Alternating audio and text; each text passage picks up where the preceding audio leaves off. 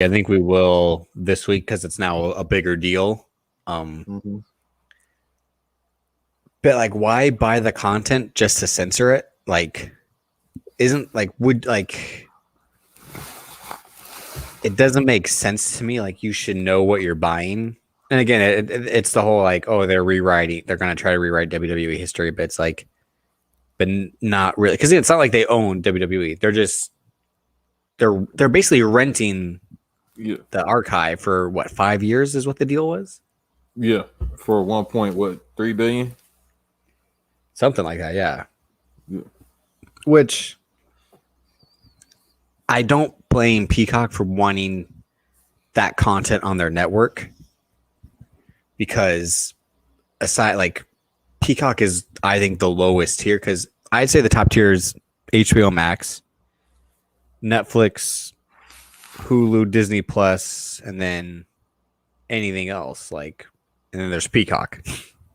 Like, have you seen Shark Tale by chance? No. Oh, you talking about the movie Will Smith? Yeah. Okay, yeah, I have seen it. And Martin Scorsese, yeah. Yeah, I've seen it. Remember, he's like, here's the list. We got sharks, we got other fish, we got rocks, we got coral, we got whale poo, and then there's you, and it's Will Smith with a brush. Like, that's Peacock. They're Will Smith with a brush. Like, it definitely is. They brought back Saved by the Bell, which no one asked for, because the only one who was available was Mario Lopez and Elizabeth Berkley. Oh, the Joe Johnson of the entertainment industry. I'm gonna get a check after saying problematic shit. Which, again, like, why give this man a job for saying shit about he wouldn't support his kids if they came out as, if they thought they were transgender or non-binary, something like that. But like, you want to edit, you know. Wait, who said this now? Apparently, I think it was like 2 years ago. Mario Lopez said like he wouldn't support his kids if they wanted to become transgender, like, as they grew up or something like that. Like, I think he was strongly believed like my daughter is born a daughter, like something. Also, like well, I know where that come from, that mindset being him, but at the same time, it's like, bro, you just trying to say you want to look at you with the subtle, like. Nah, I don't. I honestly don't care if I have kids and they want to do whatever they want to do. That don't matter to me. I'm still gonna go to sleep at night. I still got to get up and go to work. That's what I tell everybody. Anything that goes around me, I still got to go get this money. But far as what he's saying, I'm like, I know where that comes from. I can't elaborate here. This is an off-air topic because it's kind of problematic. But I understand Mario Lopez is from California. I was about to say something, but that would have been That's what I'm saying. He said it's Mario Lopez says it's dangerous for parents to support transgender kids. Why is it dangerous, Mario? Exactly. Well, no, it's exactly like he said. A weird trend or something like that. Like, it's a weird trend. No, that's how they feel. I'm never one to tell anyone how to parent their kids, obviously, and I think if you come from a place of love, you really can't go wrong. But at the same time, my God, if you're 3 years old and you're saying you're feeling a certain way, or you think you're a boy or a girl, whatever the case may be, I just don't think it's dangerous as a parent to make that determination. Okay, so let's say Mario Lopez wasn't. When you're a kid, you don't know anything about sexuality yet. You're just a kid, which fair enough. But there's that thing where some, like it probably. I mean, I'm not saying like his son wanted to put on a dress and he was like, "Fuck no, you're a boy," like something like he was just very ass backwards, old masculine thinking. Like, well, I can remember like that was. Oh, you didn't watch Empire season 1, right? Or any of Empire? No, eventually I will. I'm still like in the first season, to explain how Juicy Smollett's character was gay. Juicy? How did he say it? How did you say it? Smollett. Yeah, he said, Juicy Smollett, the French actor. To explain how he was gay, there's a flashback scene where like him as like a 6 or 7-year-old puts on heels and like a dress over the clothes he's already wearing or something like that. And then like Terrence Howard goes apeshit and tries to put him in a dumpster.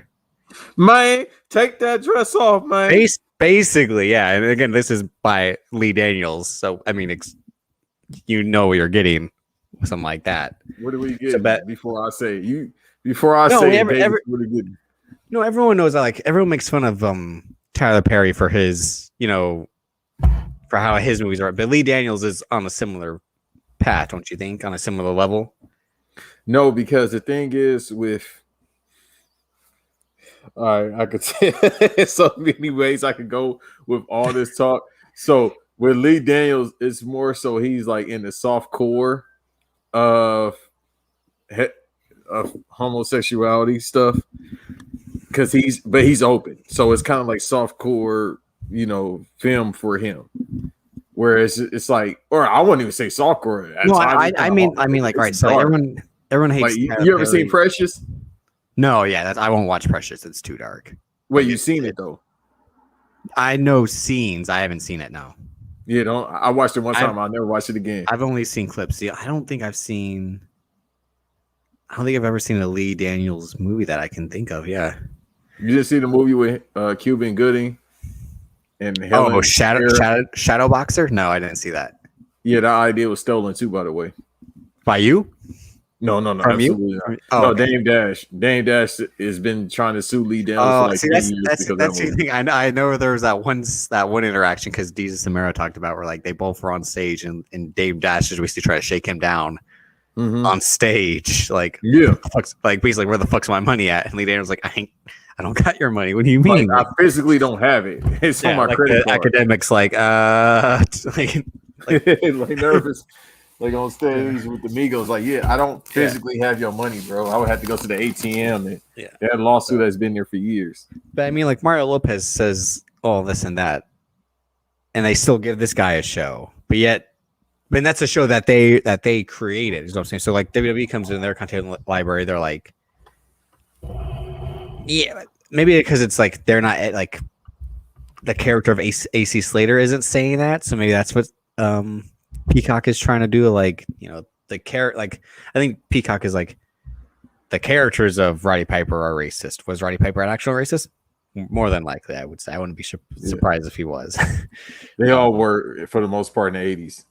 Yeah, I mean, again, if your grand idea was like to paint one half of yourself black to get heat, you're also like kind of secretly racist, right? And then when he hit Jimmy Snuka over the head with a coconut and kept saying stuff. Yeah. But I mean, I think it was just dumb of them to just sell it. Wrong WWE to sell it, knowing that this was the goal. And again, knowing and looking at how, have you been on Peacock yet? Have you seen the setup? Bro, I'm about to get my money back. I only been there for a week. Yeah, I just signed up like 3 hours ago. It's atrocious. Like, it doesn't make any sense to me. Like, the network had its problems, but they were tinkering it in the last couple of years that it was serviceable with the timestamps.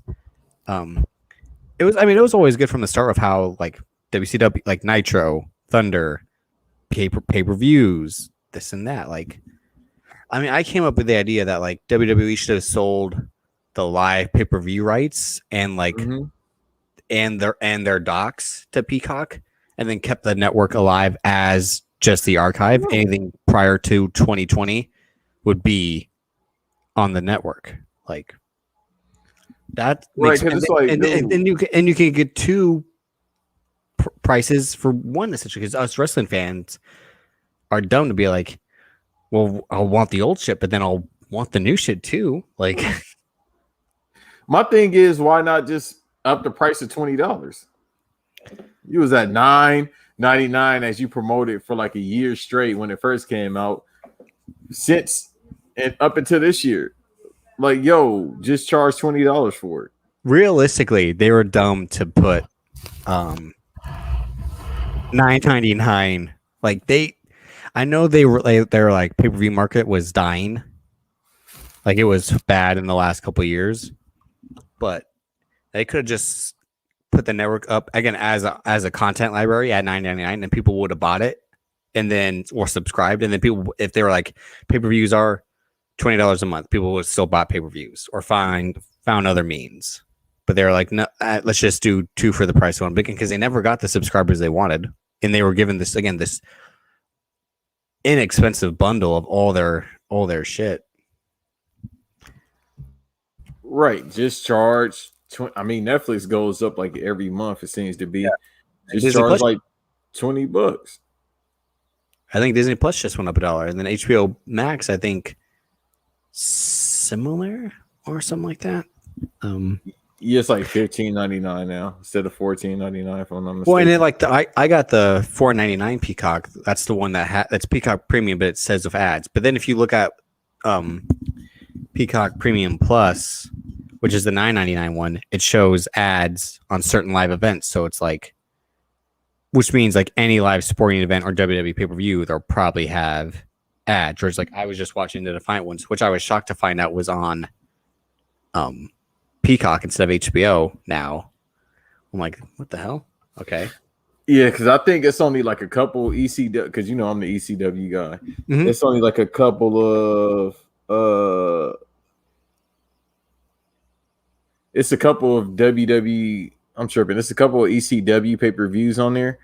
Last week I was like, all right, I'm about to try to watch Anarchy Rules, and all I saw was like, I think I saw Anarchy Rules 2000 with Jerry Lynn versus RVD, I think, or I got that wrong. And then I saw fucking phone distracted me. I'm sorry. This is called ADHD, people. This is why you put your phones away when you're on set. And then they have maybe 2 or 3 other ones, but it goes back to the talk that you and everybody else had on BRP. It's like they about to scrub half of the Attitude Era, if not all of it. Like, name me an Attitude Era episode that wasn't a problem. Anything prior, I mean, even shit now was problematic. Again, like you can look at the Apollo Crews thing from. But no, I'm saying like no. Realistically, people could look at it from an angle. Yeah, I know what you mean, but people can come at it from a perspective and be upset about it, and they wouldn't be wrong he to. Gave him a spear. That's why. And then it goes. That's back what I to mean. Terminology that's from like 1945. That's what I mean. And then same thing with like NXT is done. Again, this Xia Li shit. People could say that's very like old school. Yeah, and her worshiping Shao Kahn. When are they actually gonna show this Dean? Like, bro, and what if fuck it, we here, man. Let me say, I'm gonna tell y'all right now, I'm probably gonna wild out a couple times on this episode. What if that Shao Kahn character is actually Mia Yim? No. It was the one woman who was there before. I think she was the one that the Katana, the one that looked like Katana. I think so. Yeah, she was like she might have been a trainer, or like as soon as she got there, like she tore both her knees or something like that. The one with the big thighs. Yeah, I know you're talking about with the wind joints, right? Pretty sure. Yeah. I can't remember her name. Full racist right now. No, that's what I mean. And again, like they made a whole big deal of when they got Boa, because again, like their whole thing was to expand into China. I remember years ago they had that one guy in was it the Andre Battle Royal where they had like, and here's our superstar from our first Chinese superstar, and then like down John Cena had that press conference in China where he was speaking Mandarin very fluently. Yeah, well, I mean, because he's the GOAT, obviously, and as we'll discuss with the Suicide Squad trailer in a little bit. But yeah, well, I'm not discussing about him eating a whole beach full of dicks. I'm gonna tell the audience as well. I gotta censor myself because I'm at my mom's house while I'm out here. So this is the episode where I won't be cursing. Why? What happens? I'm 32. I'm 32 years old and I'm still getting cussed out by my mom's like I'm 12. Sheesh. So I have to watch my language, people. So what did you say? David's probably gonna say a lot of stuff to aggravate me, and I can't refute like what? It the way I how that Suicide Squad trailer was better than the entirety of the Snyder Cut. I wonder if she here right now so I can cuss. Be like, Mama. You fucking tripping right now. You fucking out your mom. No, again, we had a better needle drop with like the song compared to Zack Snyder being like Icelandic song as Aquaman goes into the water and the woman smells his sweater, and then whatever song played during that horrible flash. That's how you live your life, though. How? Women be smelling your sweaters because you got Nah, about nah, 200 nah. of them. Not 200, but I got it. What I got a about few. y'all? So that's how I know you're gonna be married. A woman gonna smell your OVO sweater. What does it smell like? Cocoa butter. Davis, how do you know about cocoa butter? I don't. You're a damn lie. I know you got a bottle of cocoa butter. You hide it in the back of the staircase or the bookcase, like it's the bat cave. You press a Like button. just.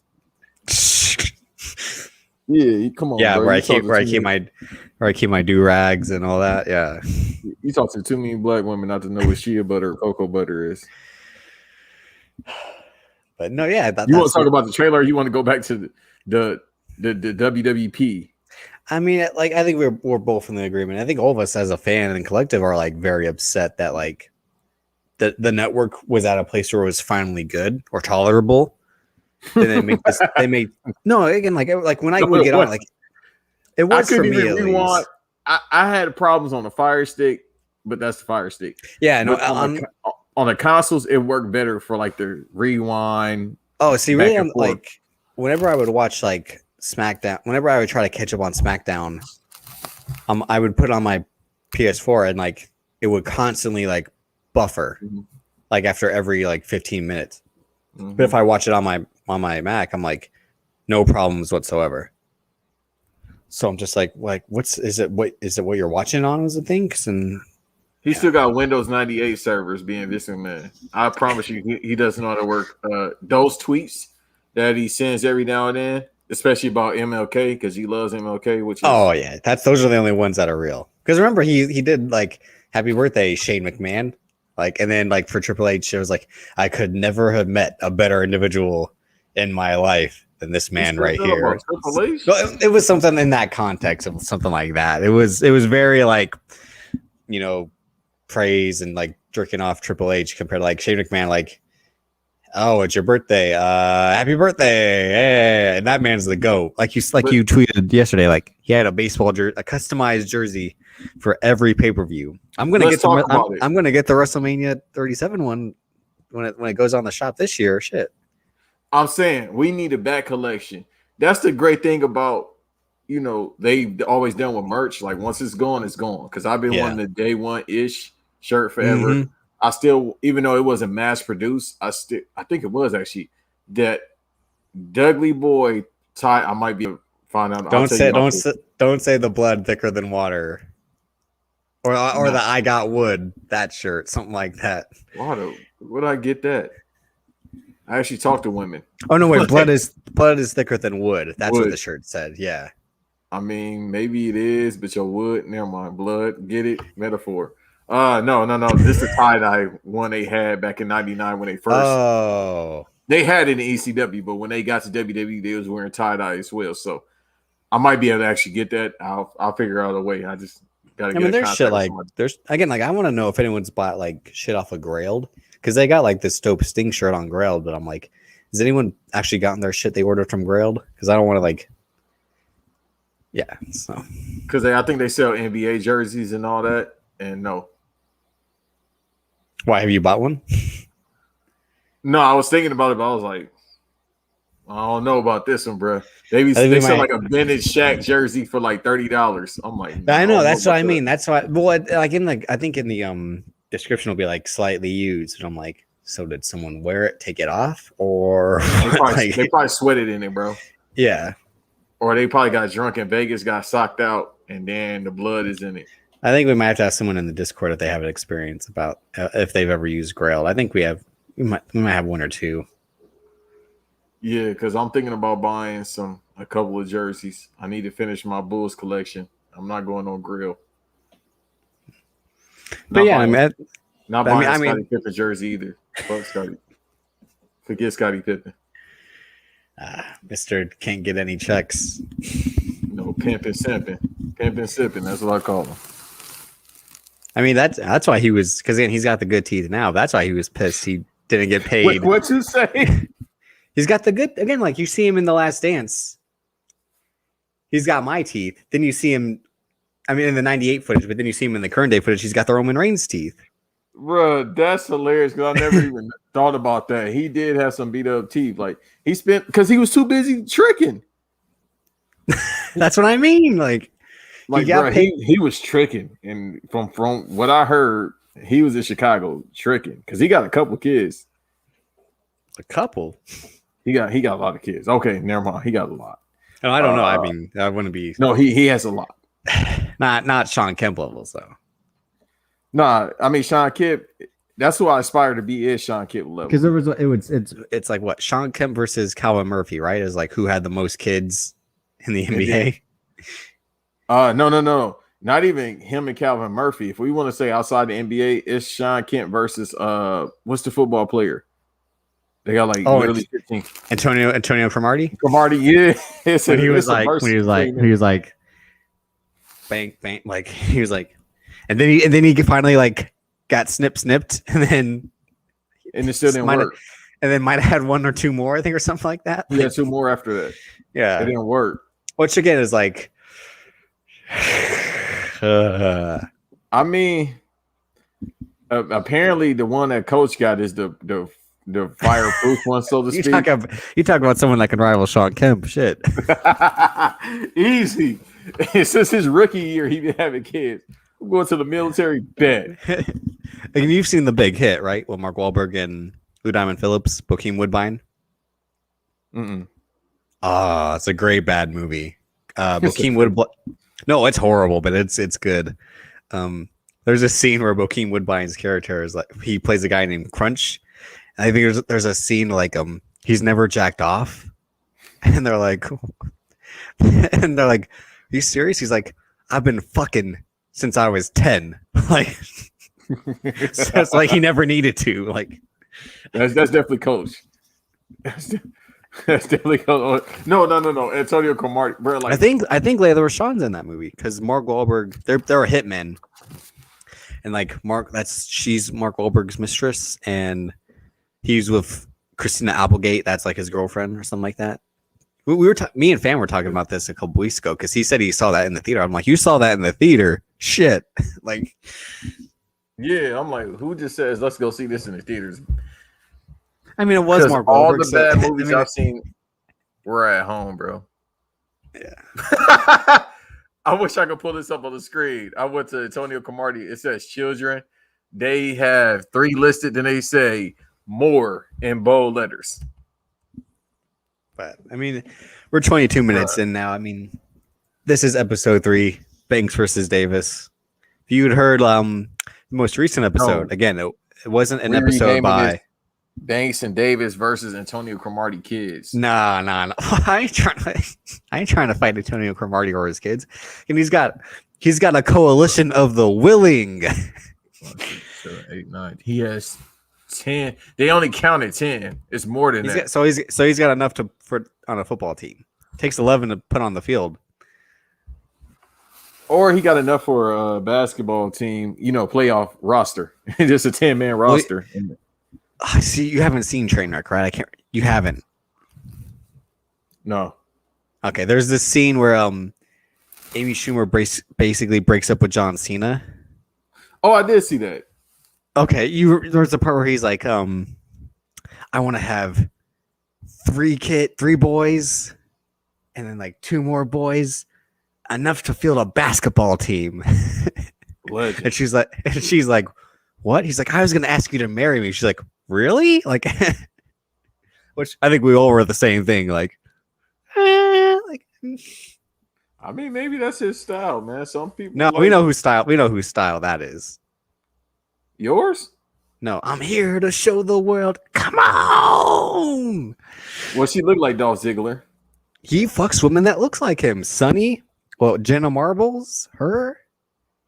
Now, I mean, listen. Let me tell you this. All right, episode 3. I'm sorry to cut you off. Episode 3, Banks versus Davis. We here. Y'all know what it is. Like, subscribe on YouTube, Spotify, Apple Music. Well, I was gonna say that if you heard on the feed, if you heard the most recent episode, it wasn't by us, it was featuring us, but it was our boy Donnie starting his show, the prologue.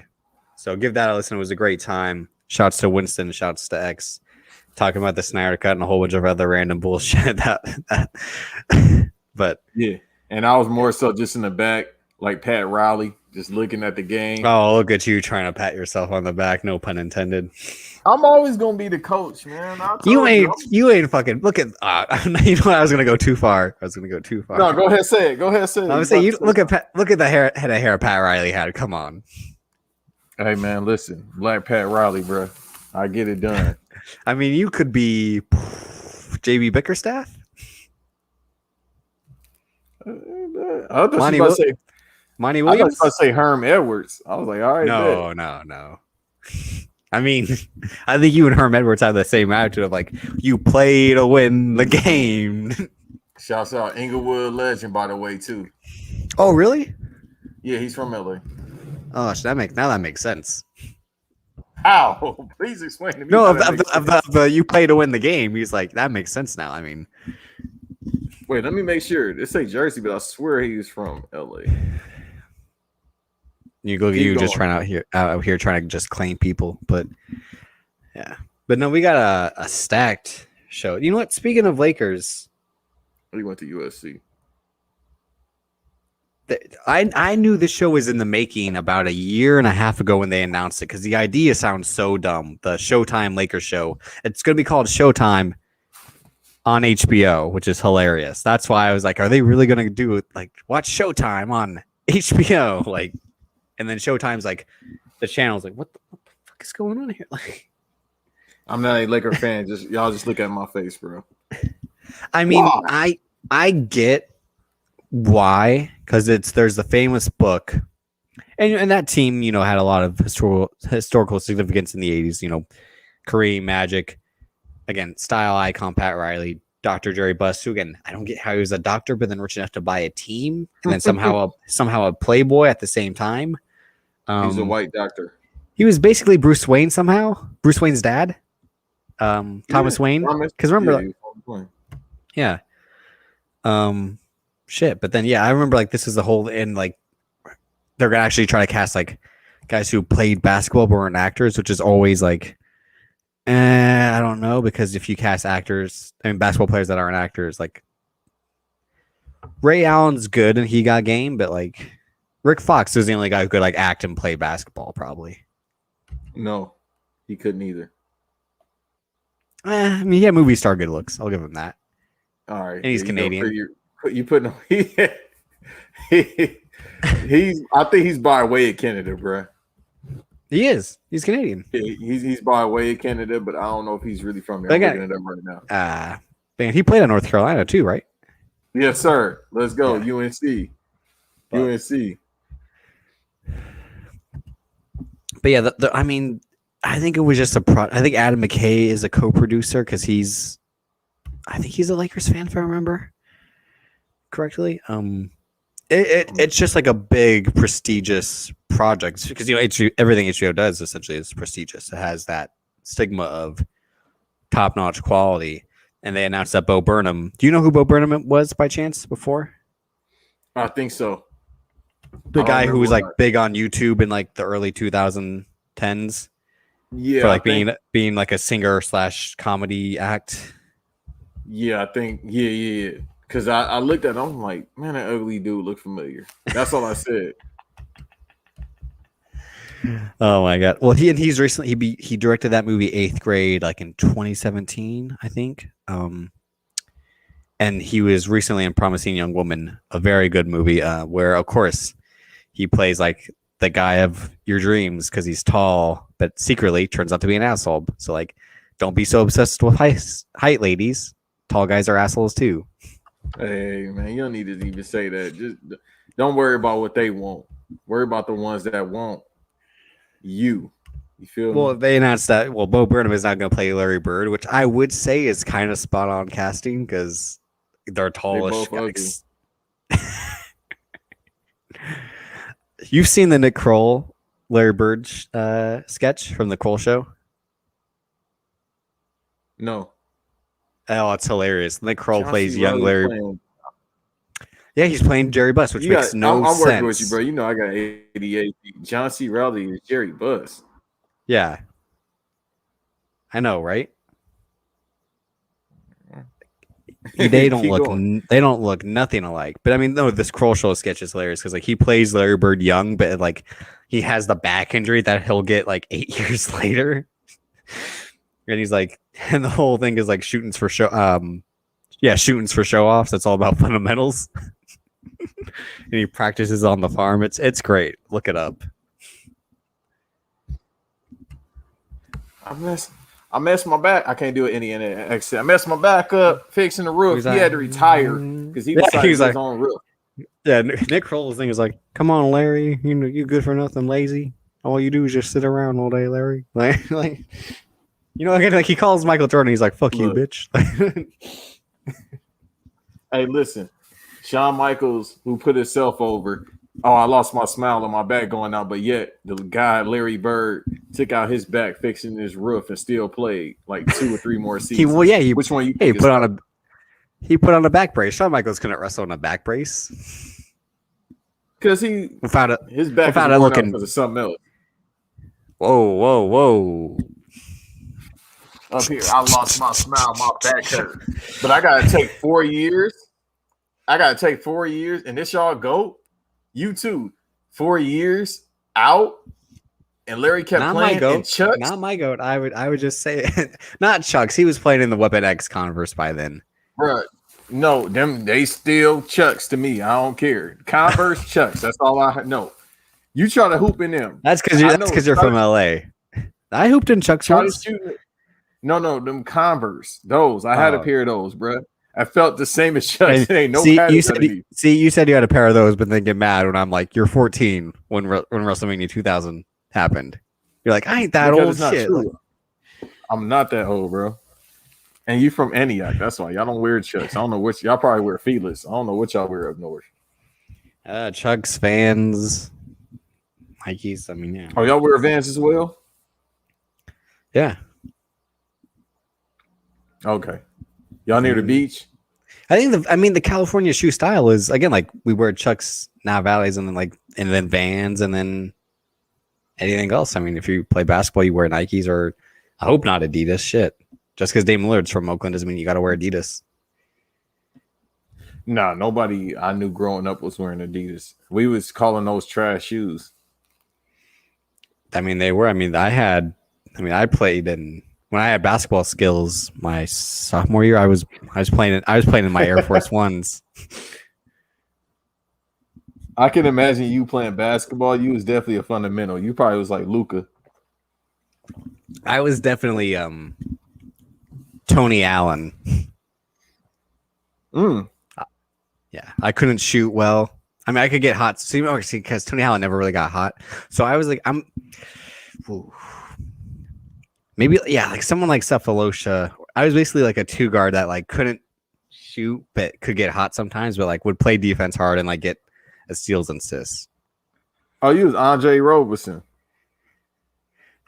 See, how many games has Andre Roberson scored 20 over? Like how many games? What would you put the over under at? Yeah, I would say 10 at the max. But he made all NBA defensive first team, so is that you? You made it all. And then what? Sophomore. He got the girl from 2K, right? Yeah, that's crazy. A lot of people was like, "How did that happen?" I don't know. That's how he got his stats up. He never even had his stats up. That was a waste. But how do you know that? Know what? Oh, yeah. Okay, that's your thing. That's why, shorty, that was in 2K. Rachel Lamina? Yeah. Nah, I even know it because I was thinking that, like on NBA Twitter, that was the whole thing. Like Andre Robertson got the girl from 2K. It's like, so I think that's the thing where like what you said earlier, that like any guy can get any girl. Like when you're the first guy subbed out on the Oklahoma City Thunder, you'll get the girl on the 2K. He was actually starting, but I know what you mean. But no, it was like the game would start. Time out, Andre, get out of there! Like, come on.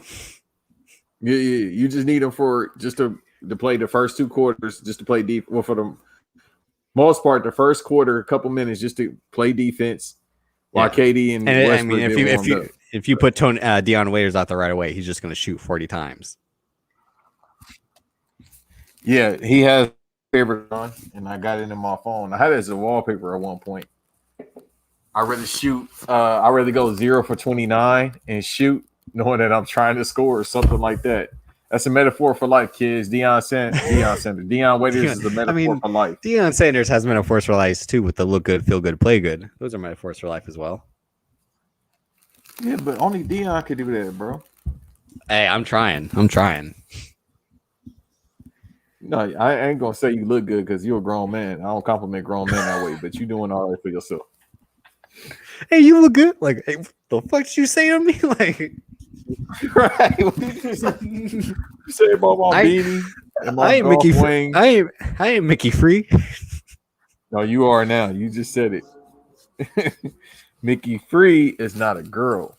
But I mean, when we talked about football movies and TV shows, it was majority of like it's stuff that they're fictionalized teams, fictionalized settings. So you can base it off a true event or a true person or a true team. But like something like this where you actually try to depict something that actually happened and that a lot of people know about, but then we're also telling you the stuff you don't know about. And dramatic reenacting, like, well, they touch on Magic Johnson fucking everything that moved, or like, yeah, they definitely gonna do that. I mean, this is the channel that does show Lawrence on Insecure going fucking red hot, like Steph Curry levels. Like, I know what you mean, but I didn't know you was gonna go that far away. Because I'm thinking about season 1. No, the one episode in season 3 when like they run into each other at the gas station, she's like, "How you been?" And he has like a whole like WWE hype video, like another one. It's like legend. So I think we can expect that from the Magic Johnson side of the Showtime show. And then they said, season 1, I ain't mad at him for going crazy on Shorty because I would have been up there, bro. I would have been Dragon Ball Z punching them walls.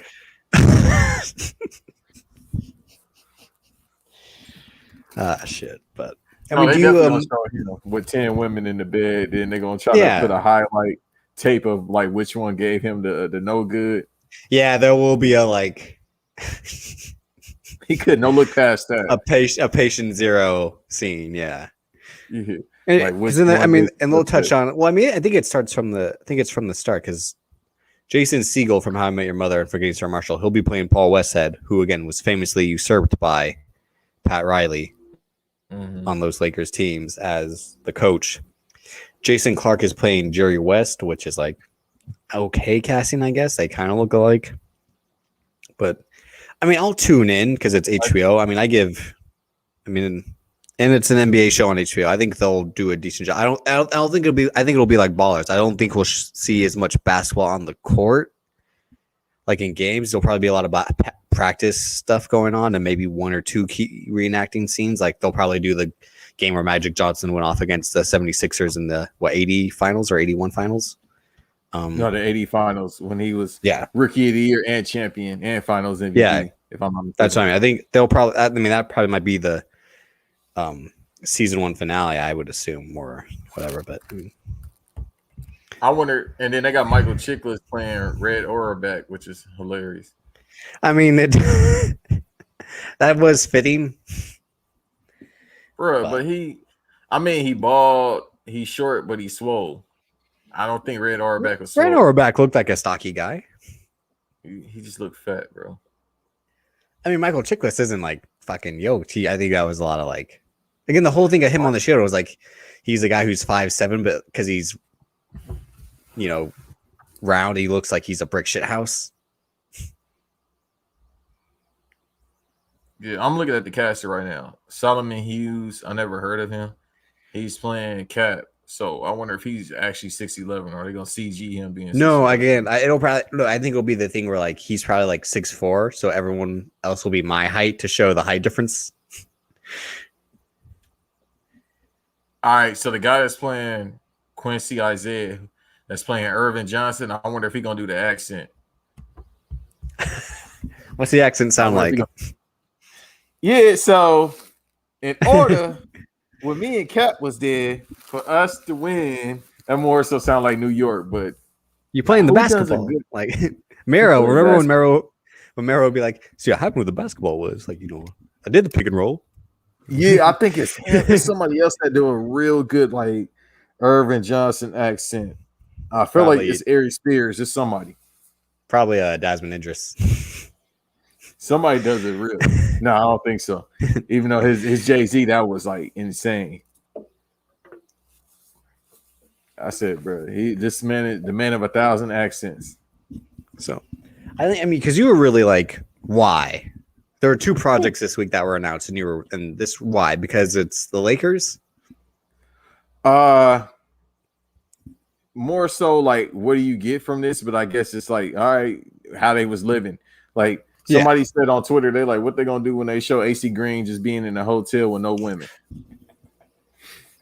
Unless they're gonna take creative liberties and be like, AC Green was a fraud and he was fucking since he was 10. Yeah, I gotta talk to you off air about the rumor I heard. I don't know why I put my hand to the camera. Like they have, they can't hear you as well. Yeah, it's people have their conspiracy theories about him, and that was a work. See, then the same thing. Like, I don't know how you're Tim Tebow, the biggest college football player in the nation, and you're in Florida, and you're like, no, I'm good. I'm waiting until marriage. It's a work too. It's a work with him as well. It's always the work. Mm-hmm. Like you a professional. I hope it was. I mean, I hope it was. One of my top 10 favorite athletes of all time. I hope he wasn't saving himself. You know who he was around? Well, I mean, I saw the Aaron Hernandez Netflix doc. Yeah. So what does that tell you? You think he's just out here like, no, I'm good, Yeah, I think when he saw Aaron Hernandez bring a gunshot, I think he was like, well, I'll just go right back to bed. Like, or he said, I'm about to pray for you right now. He saw that. He saw Percy Harvin getting high as fuck. He saw Riley Cooper being racist as fuck. He was like, well, this isn't my scene. I got my Bible and I got my pajamas on, so I will see you guys at practice. Now, if that was actually happened, he a legend for that. Like if he was actually just like, nah, I'm good on all this. I think he was. You can tell like whenever he talks like he is like the bland cookie cutter poster boy for Christianity that they paint him as. Well, he got a wife now, right? Yeah. Okay, I feel bad for her. That man knocking her head in. He just saying like this about 16 years of pressure build up. Boy, it was like the 40-year-old version at the end. At the end, she tired. He like again. God like, damn. Bro, that woman is exhausted. We need to check on her right now. Unless he did the thing where like blowjobs don't count as sex, so he probably was like.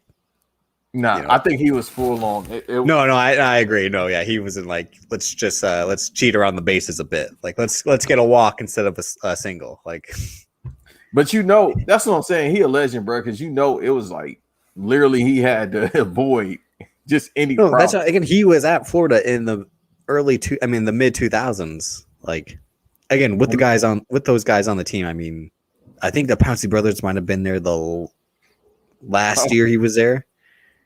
So that alone, like I said, the Hall of Fame because they was pulling. WrestleMania this year should have been the Pounceys against the Morris twins. Okay. I mean, they got what Jake Paul or John. Isn't that crazy? Is that so? That's what I mean. So NBC was like, we're gonna edit out all this content, but then meanwhile, I was like, WWE's like, we're bringing back Hulk Hogan and we're getting Logan Paul, like. Logan Paul is definitely gonna call Titus nigga, bro. Try to edit that out, FCC. It's Logan Paul and Jake Paul, bro. They definitely say it every 5 minutes. They coach like we said. Oh, I think this is off air with the whole Mark Furman sounds like German. German sounds like a racist. Like I know for a fact he says that shit all the time. Like, hey, as a nigga that says nigga, he definitely says nigga. It's one of them things. You need to be in that faction. That's a nasty faction. Whoa. Why? You don't say the word, but you, Jake Paul and Logan Paul in a faction. We Hell need no. one more. Me and Chet Hanks. He's the fourth member. Oh my god, the 4 white men of the apocalypse. Yeah, the 4 crackers of the apocalypse. Y'all in the faction, bro. Oh no, nah. This FCC try to this do that. man, Try Chet to edit Hanks, that. went on Instagram and legit said it's time for a white boy summer. Like, bitch, it's a white boy summer every year since fucking 1776. Yeah, we was working during them summers, so I can't attest to that. I don't think we want to start the after COVID summer that way. Oh yeah, and by the way, it was somebody, I ain't gonna say her name, but she was up here like, yes, it needs to be a white guy summer. Wait, who said that?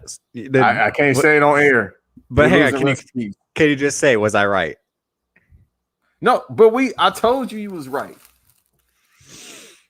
I told another one of our colleagues though. I told him a while ago, but I had to tell him like, yeah, bro, it's over.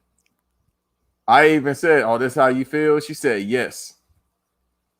So you good? Go ahead, do what you want to do, bro. You're gonna get that respond back in like 2 minutes.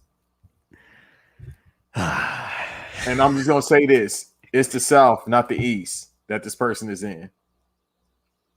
Oh, because everyone's gonna think it's who. I know you did what with who. Like, no, it's not that. It's the South. It's let me give you another hint. It's one of your rivals. Where he from? That's where she from. Are you talking about Jack Harlow being my rival? There we go. Let's move on. Who somehow was on again? He talk about being lumped in again. Chet Hanks is like, yo, it's time for me. Jack Harlow, like Davis. he would have said drip. I'm like, what the fuck? Like, I'm telling you, it's gonna be like the multiverse colliding. Or Harrow, fucking. It's gonna be Joe Burrow, bruh. It's about to be like the multiverse colliding. Y'all gonna be the new Guardians of the Galaxy, just as bad. Oh shit! The White Wolves. Shouts to Bucky Barnes. Don't shout him out. He going through it. Yeah, we'll get to that later on. Yeah, he's going through it right now. Yeah, the Lakers. Like I said, I'll check out the Lakers show again. I think you and I had the similar mindset of like why and like, is there that much there that you couldn't do a doc about? Because that's what I was thinking. Just don't touch the Jordans. My fault. Please don't touch Michael Jordan era. Please don't touch the Bulls. I don't. They will. They will. No. That's like if they plan for this show to be like 5 seasons, they'll lump that 5th final season. It'll be like they win the championship right away, and then it'll end with like them losing to Michael Jordan in the finals, and be like that's when Showtime died. No, please, no. Showtime is gonna die when we thought Magic Johnson was gonna die. All right, let's just scoot right past that. Again, Mara was like, "See, I got the HIV virus," and then like, "See, I had the HIV." Thing is, he just lost his hair. Did he lose it, or did he do the asshole thing of like shave it and just constantly shave it, even though you could probably have it? Because that's what Michael Jordan did, right? No, Michael was going home. He was stressed out. He was? Okay. No. So Mike was about 25, and his was like back here. No, it didn't look like that. No. I look it up. He was going home at about 25, bro. I don't think so. When you got to put up 40, 50 point games and try to get us just into the 7-6 seed of the playoffs, bro, you stressed out. And then when you finally get us to the 1st seed with barely any team members, come on, bro. Then Scottie Pippen out there simping on a rookie contract, you stressed out. You're going to lose your hair early. And back then, a lot of those players went ball early. Like Charles Barkley went ball early. A couple players, right? Clyde Drexler, he just had to. I don't even know what's going on with Clyde. Okay, maybe you are right. No, he was stressed out. That's him at 25. That's him at 25, apparently. He had the LeBron back then. Yeah, see. Yeah, bro, it's real life. Okay. Well, it wasn't like because he tried to cop. Never. I won't go that direction. Never mind. What next? No, I was gonna go somewhere else. Yeah, because we don't do George slander around here, right? Don't never talk about. No, never. Of course not. Are you kidding me? Shit. No, someone else. But like I said, I'll never speak slander on that person again. So Okay. due to the circumstances. But another why, as you like to say, was so the Transformers movie. So this would be the 6th, right?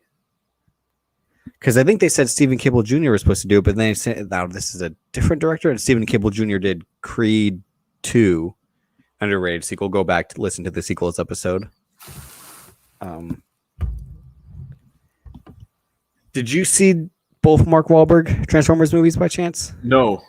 Okay, I saw the first one, and I saw an hour of the second one, and I was like, "This is like garbage." Wait, like, you talking about Bumblebee? Or are you talking about Extraction?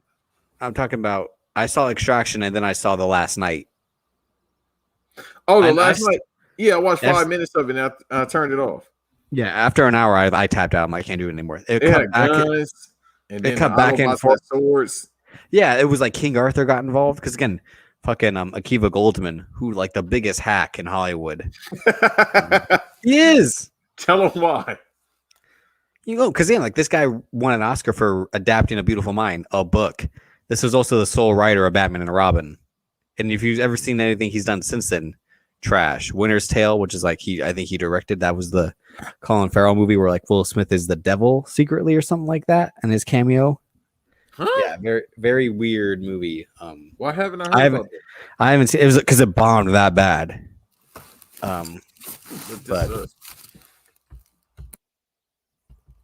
But I mean, like the Last Night they tried to do that thing where like the Transformers have been around since Arthurian times, and it wasn't magic with Merlin; it was technology. And after an hour, I couldn't handle it anymore. And I did that weird thing where I cut from regular camera footage to IMAX shot footage, so like the whole screen was looking fucked up. It was full screen, then it was widescreen bars, and I'm like, what the like? It's what you hated about Mission Impossible Fallout, which you were wrong to hang up. Which you were.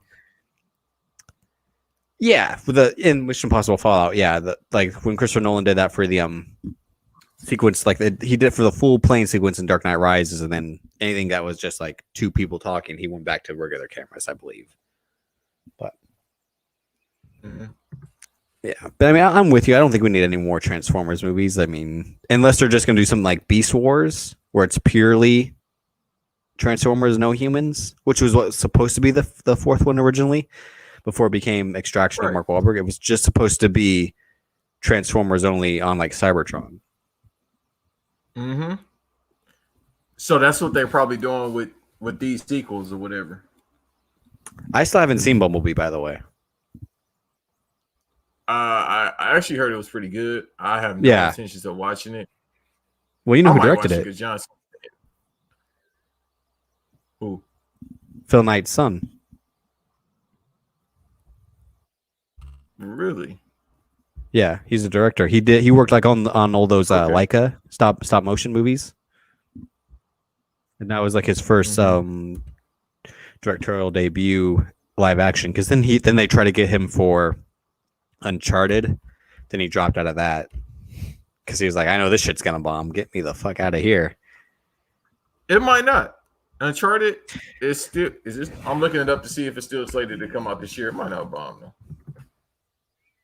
I don't think if it does, people are gonna be like, all right, Tom, just stick to being Spider-Man because that's what I mean. Like, already well, that movie was like, I think we talked about that maybe off air. That Chaos Walking movie that they filmed that like in 2017 because that was like one of two movies that Daisy Ridley got right after Star Wars, and then they like reshot it right before COVID hit, and because it was supposed to come out last year, but then. Well, that's what happens with Doug Liman's movies a lot. He constantly has to reshoot them. That's what happened like the Firstborn movie, Edge of Tomorrow. I think they had to do reshoots on and all that. But Jumper, I think they also reshot or they edited. It was heavily modified in the editing booth, but yeah. Yeah, 2022 is coming out. Yeah, so they pushed it all the way back. And that movie Cherry that Tom Holland did, that's like more awards and it's on Apple. It's like that bombing is not a big a deal. That was like Apple trying to get their foot in like the streaming wars, and they got the Russo brothers to direct it, and then Tom Holland the star in it. And I haven't heard anything about that movie, whether it's good or bad. I don't know anyone who's ever watched it. But It looked all right based off the trailers, but I know what you mean. Tom Holland's probably just gonna be stuck being Spider-Man, like how Tobey Maguire was, and how Andrew Garfield is trying to get out of, even though it's kind of the same thing. When you're attached to these big blockbusters, it's hard to get away from it. So if you just want to be an actor, that's Peter Parker, bro. Well, unless like someone like Chris Evans like had roles in Scott Pilgrim, and then he did Knives Out like right after Endgame. So like if you have roles like before, in between, or after that are like beloved by like fans or critics, you kind of can stand out that way. And again, Chris Evans also had I don't want to say Burnham, but like he was Human Torch before he was Captain America, so people were already kind of like, hey, they got like the Human Torch from those Fast and the Fantastic Four movies to be Captain America, and then he became Steve Rogers for like 5 straight years. Or they were like, that's the dude from Not Another Teen movie. Not another. I was gonna say, are you gonna bring up Not Another Teen? Who socked the banana up his ass? Yeah, because that's what I knew it from. I wasn't thinking about that scene, but there you go. I was just more so thinking about him just being in that, and then I was like, oh, they cast it. And then I did see the Fantastic Four movies, but still, my mind when he first got cast as Steve Rogers was, hey man, that's dude from Dude, Where's My Car? Janie's got a gun. Not Dude, Where's My Car, but not a Janie's got. Yeah, I'm like, dude's got. I'm like Ashton Kutcher, like might be in the same universe. How we know? Nah. Oh my god. What is that? The Chitauri stole their car. That would be crazy. I'm still looking up this Winter's Tale movie. I'm like, what's going on? But I'll just keep it moving. Those were some small topics that we wanted to touch on, and then Banks, you're excited about this the most. I think you and I again talked about this off air after we had done recording, but the Mike Tyson, Jamie Foxx project that had been in the works for what, over 4 or 5 years now? Since 2014, they were talking about this, if I'm not mistaken. Yeah. And again, supposed to be directed by Martin Scorsese originally, is now being adapted to a TV show with Scorsese producing and Antoine Fuqua directing. He's directing every episode? I don't know if it was every episode, but I know it was announced that he was directing. And again, who knows if this will just be like a 4-episode thing, a 5-episode. I mean, you gotta at least give us 5 to 6 episodes. I mean, realistically, yeah. Would you do it like 80s, 90s, early 2000s, mid 2000s, and like late? If they were going with the original idea that they had from his childhood on, you got to go with that. Like, I think they want to. The original idea was for it to take place from a kid to now. And the reason why it works now, and I know we've been waiting for years, but most good things you got to wait for. This is a prime example because he's not the same person he was 3 years ago.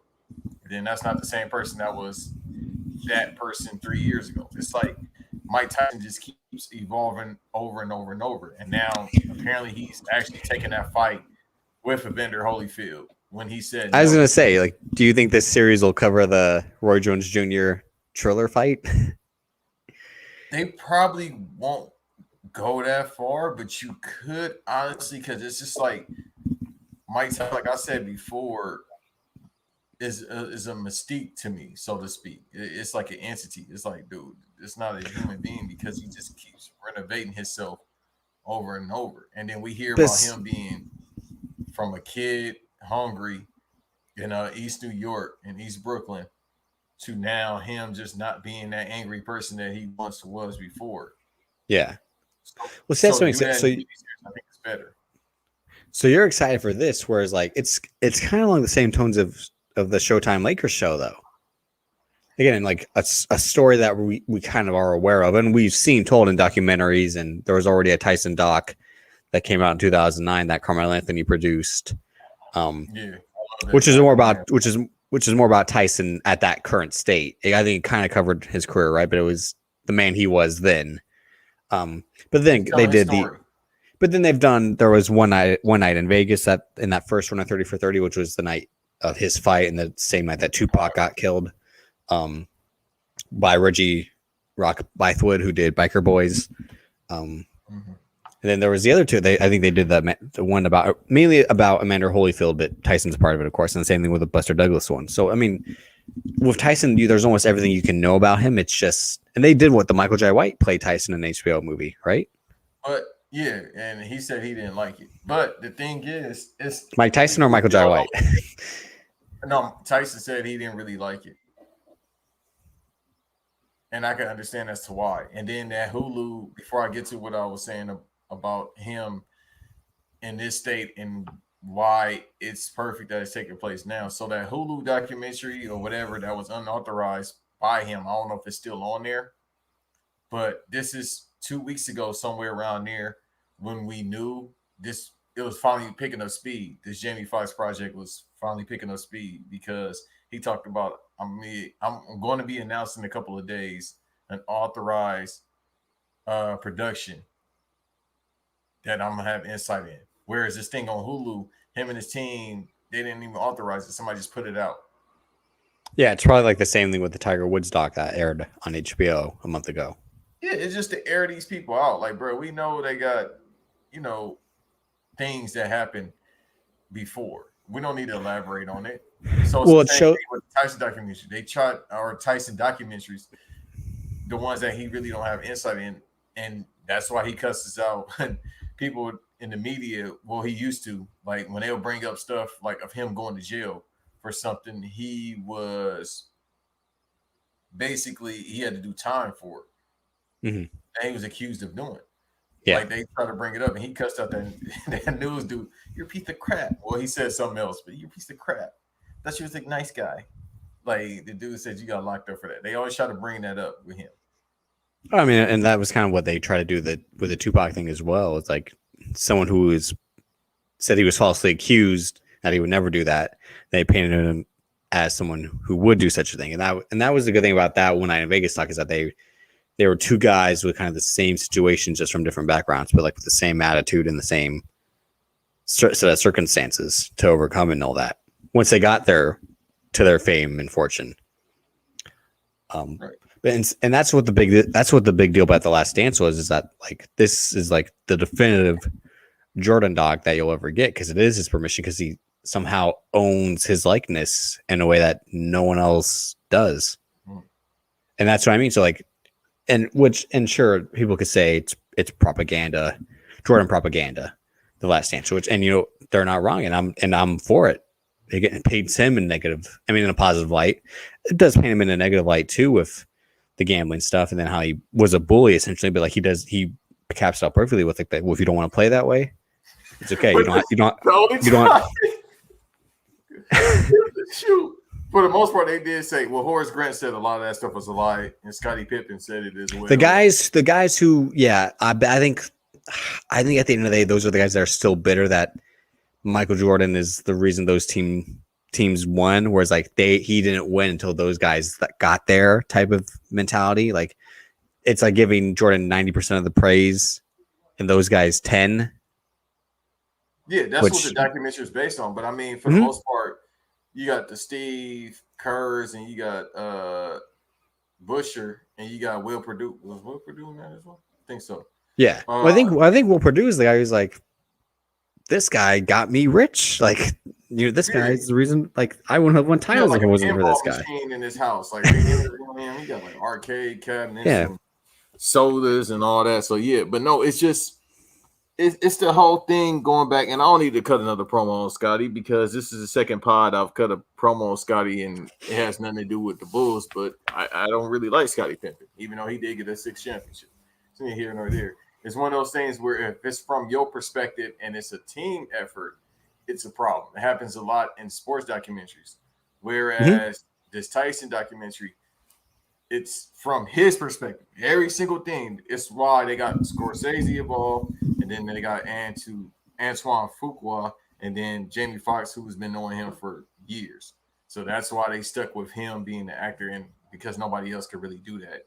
But, yeah, and that's what I mean. So I think what sucks about the Lakers project is since it's something that's so basketball centric, and a majority of the time it's hard to teach actors to play basketball. Look at kind of a majority of people in basketball films, like Wesley Snipes, they said was horrendously bad at basketball for White Men Can't Jump with his shooting form and his basketball. I bet and you his going in the air. yeah, and his high dribble and all that. And then whereas like someone like Woody Harrelson was actually really good, and so but boxing, you can work there's the stun double, you can work your way around it, and the majority of the time actors take pride in getting in boxing shape, like in Jake Gyllenhaal, Michael B. Jordan, Robert De Niro, so on and so forth. And Jamie Foxx is a guy who you would believe like could kick someone's ass. Like Jamie Foxx doesn't look like no pushover, and if he's gonna be playing Mike Tyson, he's gonna have the mindset, like I said, for knowing Mike Tyson for so long, to put in the proper work and dedication to fully commit to it. Yeah, no, because he said besides knowing him for years, he talks to him often, of course, but the thing, because they've been building to this for years. So he just, and then, he's in the shape for it. And then this is an actor, so he's studying for it. And then it's stuff that we don't know about Mike Tyson that's going to be revealed in his documentary because, it's not really a documentary. It's a biopic series. Biopic. Yeah, I should say that instead. Well, because the thing is, like I think what we're trying to say is like the Showtime Lakers thing would probably be better off as a doc series if they were somehow able to do the Last Dance treatment to that dynasty of the '80s. It'd be better instead of trying to have someone play Magic Johnson, try to capture that charisma that Magic Johnson had, while also trying to maybe possibly, like I said, like possibly reenact scenes or key basketball moments, like. And fill the stadium full of fans and all that, and then have someone try to mimic the skyhook poorly. Well, that's my thing. It makes it like a parody. I'm gonna watch, but But I feel like with this, it works out perfect too. Because originally I'm like, man, they shouldn't just made a movie. It'd be 2.5 hour movie. But I think with a miniseries for Tyson or the Lakers for Tyson. But then, like you said, like if you want to capture everything, you can't do that in 2 hours. We just watched a 4-hour movie last week, and like we said, like we could have cut that down to a great 2.5 hour movie. But with somebody like this complex character, who at his height was the youngest heavyweight champion, I don't think ever a second, because I know Ali was number 1 or 2 in this instance. But then you have somebody that has such a complex story from when he was a child to now. You're right. You can't do that in a 2.5 hour movie unless you're focusing just on a key moment in his life, like it's him in the year. No, I know, but if not, it was like this is what happened. If it was like it starts with the Douglas fight, and then it's like the ramifications of like him going to jail. Like, you only do it like this is the Tyson story we're focusing on. Like the whole thing about I haven't seen it, but that Steve Jobs movie where it's like him at 3 different years in his life. It's like him like at the first Apple thing in Cupertino or whatever, and then like the day he gets fired, and then like the day he announces the new Mac or whatever. If you do something like that where it's structured in like a play, act 1, act 2, act 3, and you try to fit everything in that happened in between in those acts, and that's like something like I just rewatched The Social Network the other night, one of my favorite movies ever, and it's like that's telling the story from 2003 to like I think 2008, and then cutting back and forth between present day and what happened back then. And again, it's something too where like what can we believe, what can't we believe? Because like that opening scene with the girlfriend, he had no girlfriend. That shit's all made up. So the Mike Tyson thing, like again, like I think everyone involved, from Scorsese to Jamie Foxx to Antoine Fuqua, would want to treat this with the utmost respect and not want to do like the sugarcoating or the fabricating.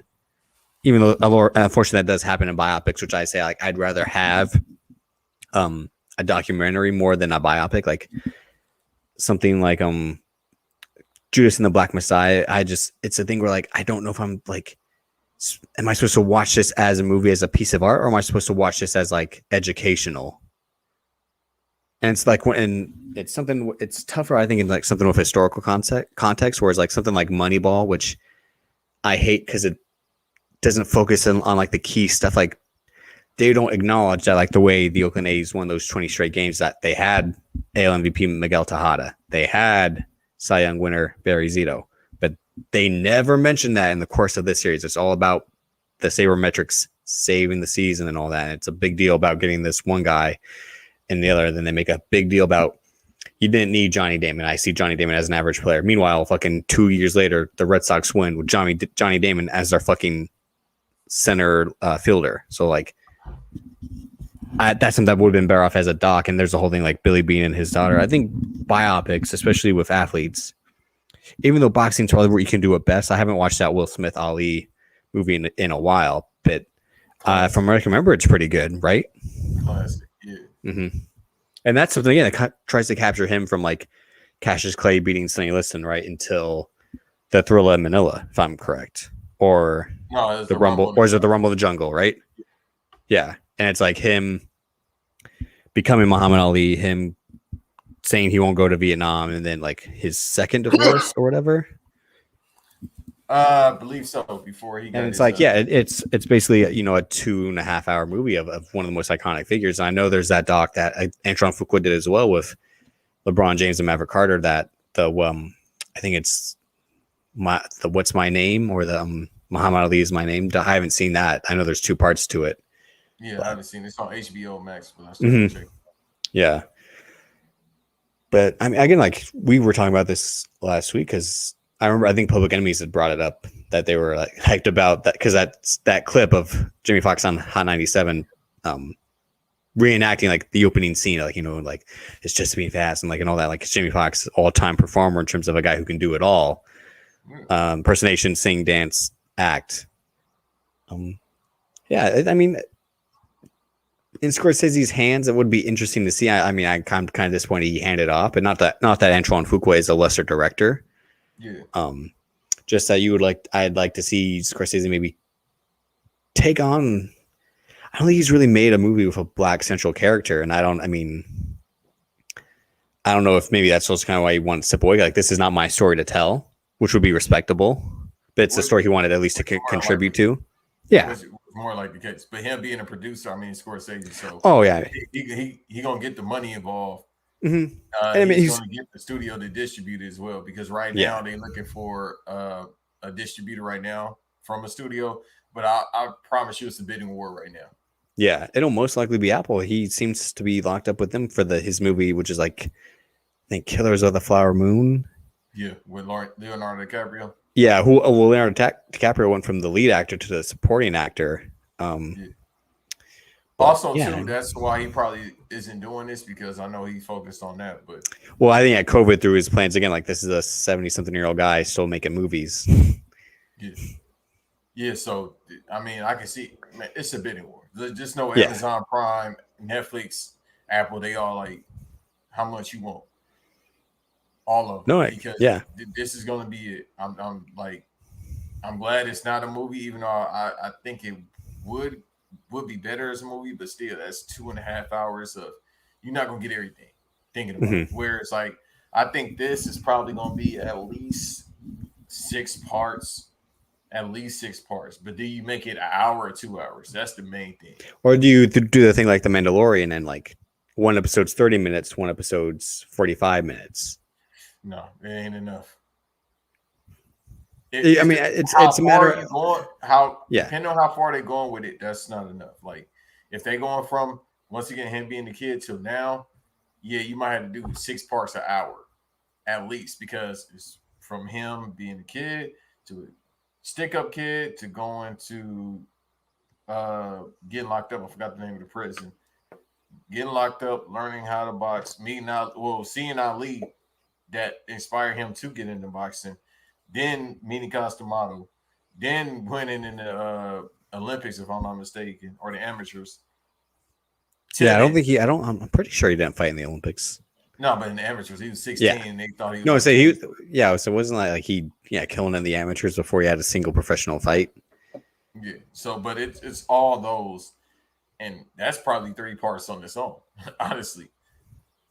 And we're not even talking about the 90s, and then you go to the 2000s when he lost his last fight, and then he said he's over it. Yeah, it's way too much involved with it. Now, also, it works out perfect because technology has advanced. Yeah. As we saw with the Irishman, and they said Jamie Foxx is basically playing. I don't know the teenager. More than likely he is, but he's playing every year up until. See, and that's why I mean, like, if they wanted to treat it like a TV show, like, you wouldn't. I know, like, key stuff probably happened in his childhood and teen years, but like, you don't have to stick to an hour format from him age 13 to age 18. That episode, like, you can do. No, I'm saying, like, but like, it's a matter of like knowing what's in the story instead of like stretching out. Like, again, that's what killed those Netflix Marvel shows, in my opinion. Like, you're already doing 13 episodes at an hour. Like, you only really have so much story to tell. Like, we don't need the filler, like, or something that you want to tell just to tell it. And that was the thing. That's really, with this person, you might need that filler. okay. There's a lot involved that he tells on his own platform. But then again, if you're trying to have Jamie Foxx do it, then it's not as dependent on Jamie Foxx. Like, if someone also has to do the heavy lifting in that section, I know they're going to try to de-age him until the early 20s at the least. I'd say is like him at like 21, 22, not doing anything. Jamie Foxx says like a 10-year-old would be pretty funny. Like, they'd basically do the Little Man movie with Marlon Wayans. Yeah, I was just about to say that. I went to the theaters to actually see that too, which is hilarious. Really? Isn't Kerry Washington the wife in that movie? Yeah. Yeah. Yeah. And then Sean Marlon, and then R.I.P. Pops, seeing it, John Witherspoon. Yeah. But movie's hilarious. Again, that's when they're like, yeah, like how can we say, like, right, we dressed up like white women in prosthetics. How about we put your face on a child's body to make it seem like, I mean, no, how about your face on a little person to make it seem like you're a child and pretend to be a child? Like, I mean, talk about revolutionary filmmaking. That's what I'm saying. That was ahead of his time, and he was acting because he was just like a small person that was an adult, but then he had to act like a baby. But no, I mean, I think we kind of touched on this when we did the football episode, that like football is really the most cinematic story you can tell. Boxing is that top tier, but it's kind of, you kind of have to disqualify boxing because it is so cinematic. You can make the fights more entertaining than actual live fights. You can make them more dramatic with like punches being thrown and not caring about defense. Like, that's the whole thing about the Rocky movies. It's just like they're just beating the shit out of each other. There's just no defense to them. Well, because that's at a time where a lot of fighters, particularly white fighters, were fighting like that. No, but I mean, it's that thing where, like, you know, like if you were like to watch like a fight now, like a Canelo fight, he'd be like great defense, and like he had good shots. He just learned how to do defense, but you're right. Well, no, I'm just, you know what I mean. And then like, and the training sequences and movies, it's like there's like watching Michael B. Jordan trade in Creed. It's like I read the way that's top 3. Oh yeah, I forgot. Your mortal enemy. Yeah, Michael B. What is that Amazon movie coming out next month? A couple weeks, I think. Okay, we're gonna have to talk. I think we'll have to do a live commentary episode for that. Yeah, because as soon as he put his hand on the door and it's on fire, bro. Yeah, let me look that up real quick. But yeah, and that's why I think the trouble is with the Showtime show, with that to do basketball, again, for a TV show. That's what, when we talk about football, like Ballers was smart not to try to do John David Washington playing a football game every week. Right. They're like, we're going to focus on the business. Again, it was like Entourage, the business side of it. Like, they only really had a few episodes where Vinny Chase was actually making a movie, because like there's a whole lot of it's more expensive to make a fake set of filming something that doesn't exist when you actually have a live set going on. Or like renting these rich houses, that's easy. We just have a day or two in these houses, then we're getting the fuck out of here. Like, yeah. I wonder if they probably still at this point had to rewrite the script. They probably finalized it for the Mike Tyson show miniseries, because I know Terrence Winters, I think that's his name, that wrote Boardwalk Empire, and he wrote Wolf of Wall Street, which is why I think Scorsese was attached to direct it. Okay, so maybe he is still writing it if Scorsese is producing it. And see, and that's the thing too, where like I think that movie's just about 3 hours, Wolf of Wall Street, and it packs so much in. And I think the task of trying to do that with Tyson, that's a lot. Who has a lot more to his story than Jordan Belfort does, in terms of everything from his life going forward. And it's much more widely known than Jordan Belfort was. Like that's like, when Wolf of Wall Street came, I'm like, wait, so this guy was actually real? Like I had no idea who he was, and like, so Also, without remorse, too, my fault. Go ahead, then I'll tell you what I was about to say. Without Remorse is slated to release April 30th on Amazon Prime. Okay, a month from now, like you said. Okay, so what I was about to say before we close it out, unless you got something else to talk about.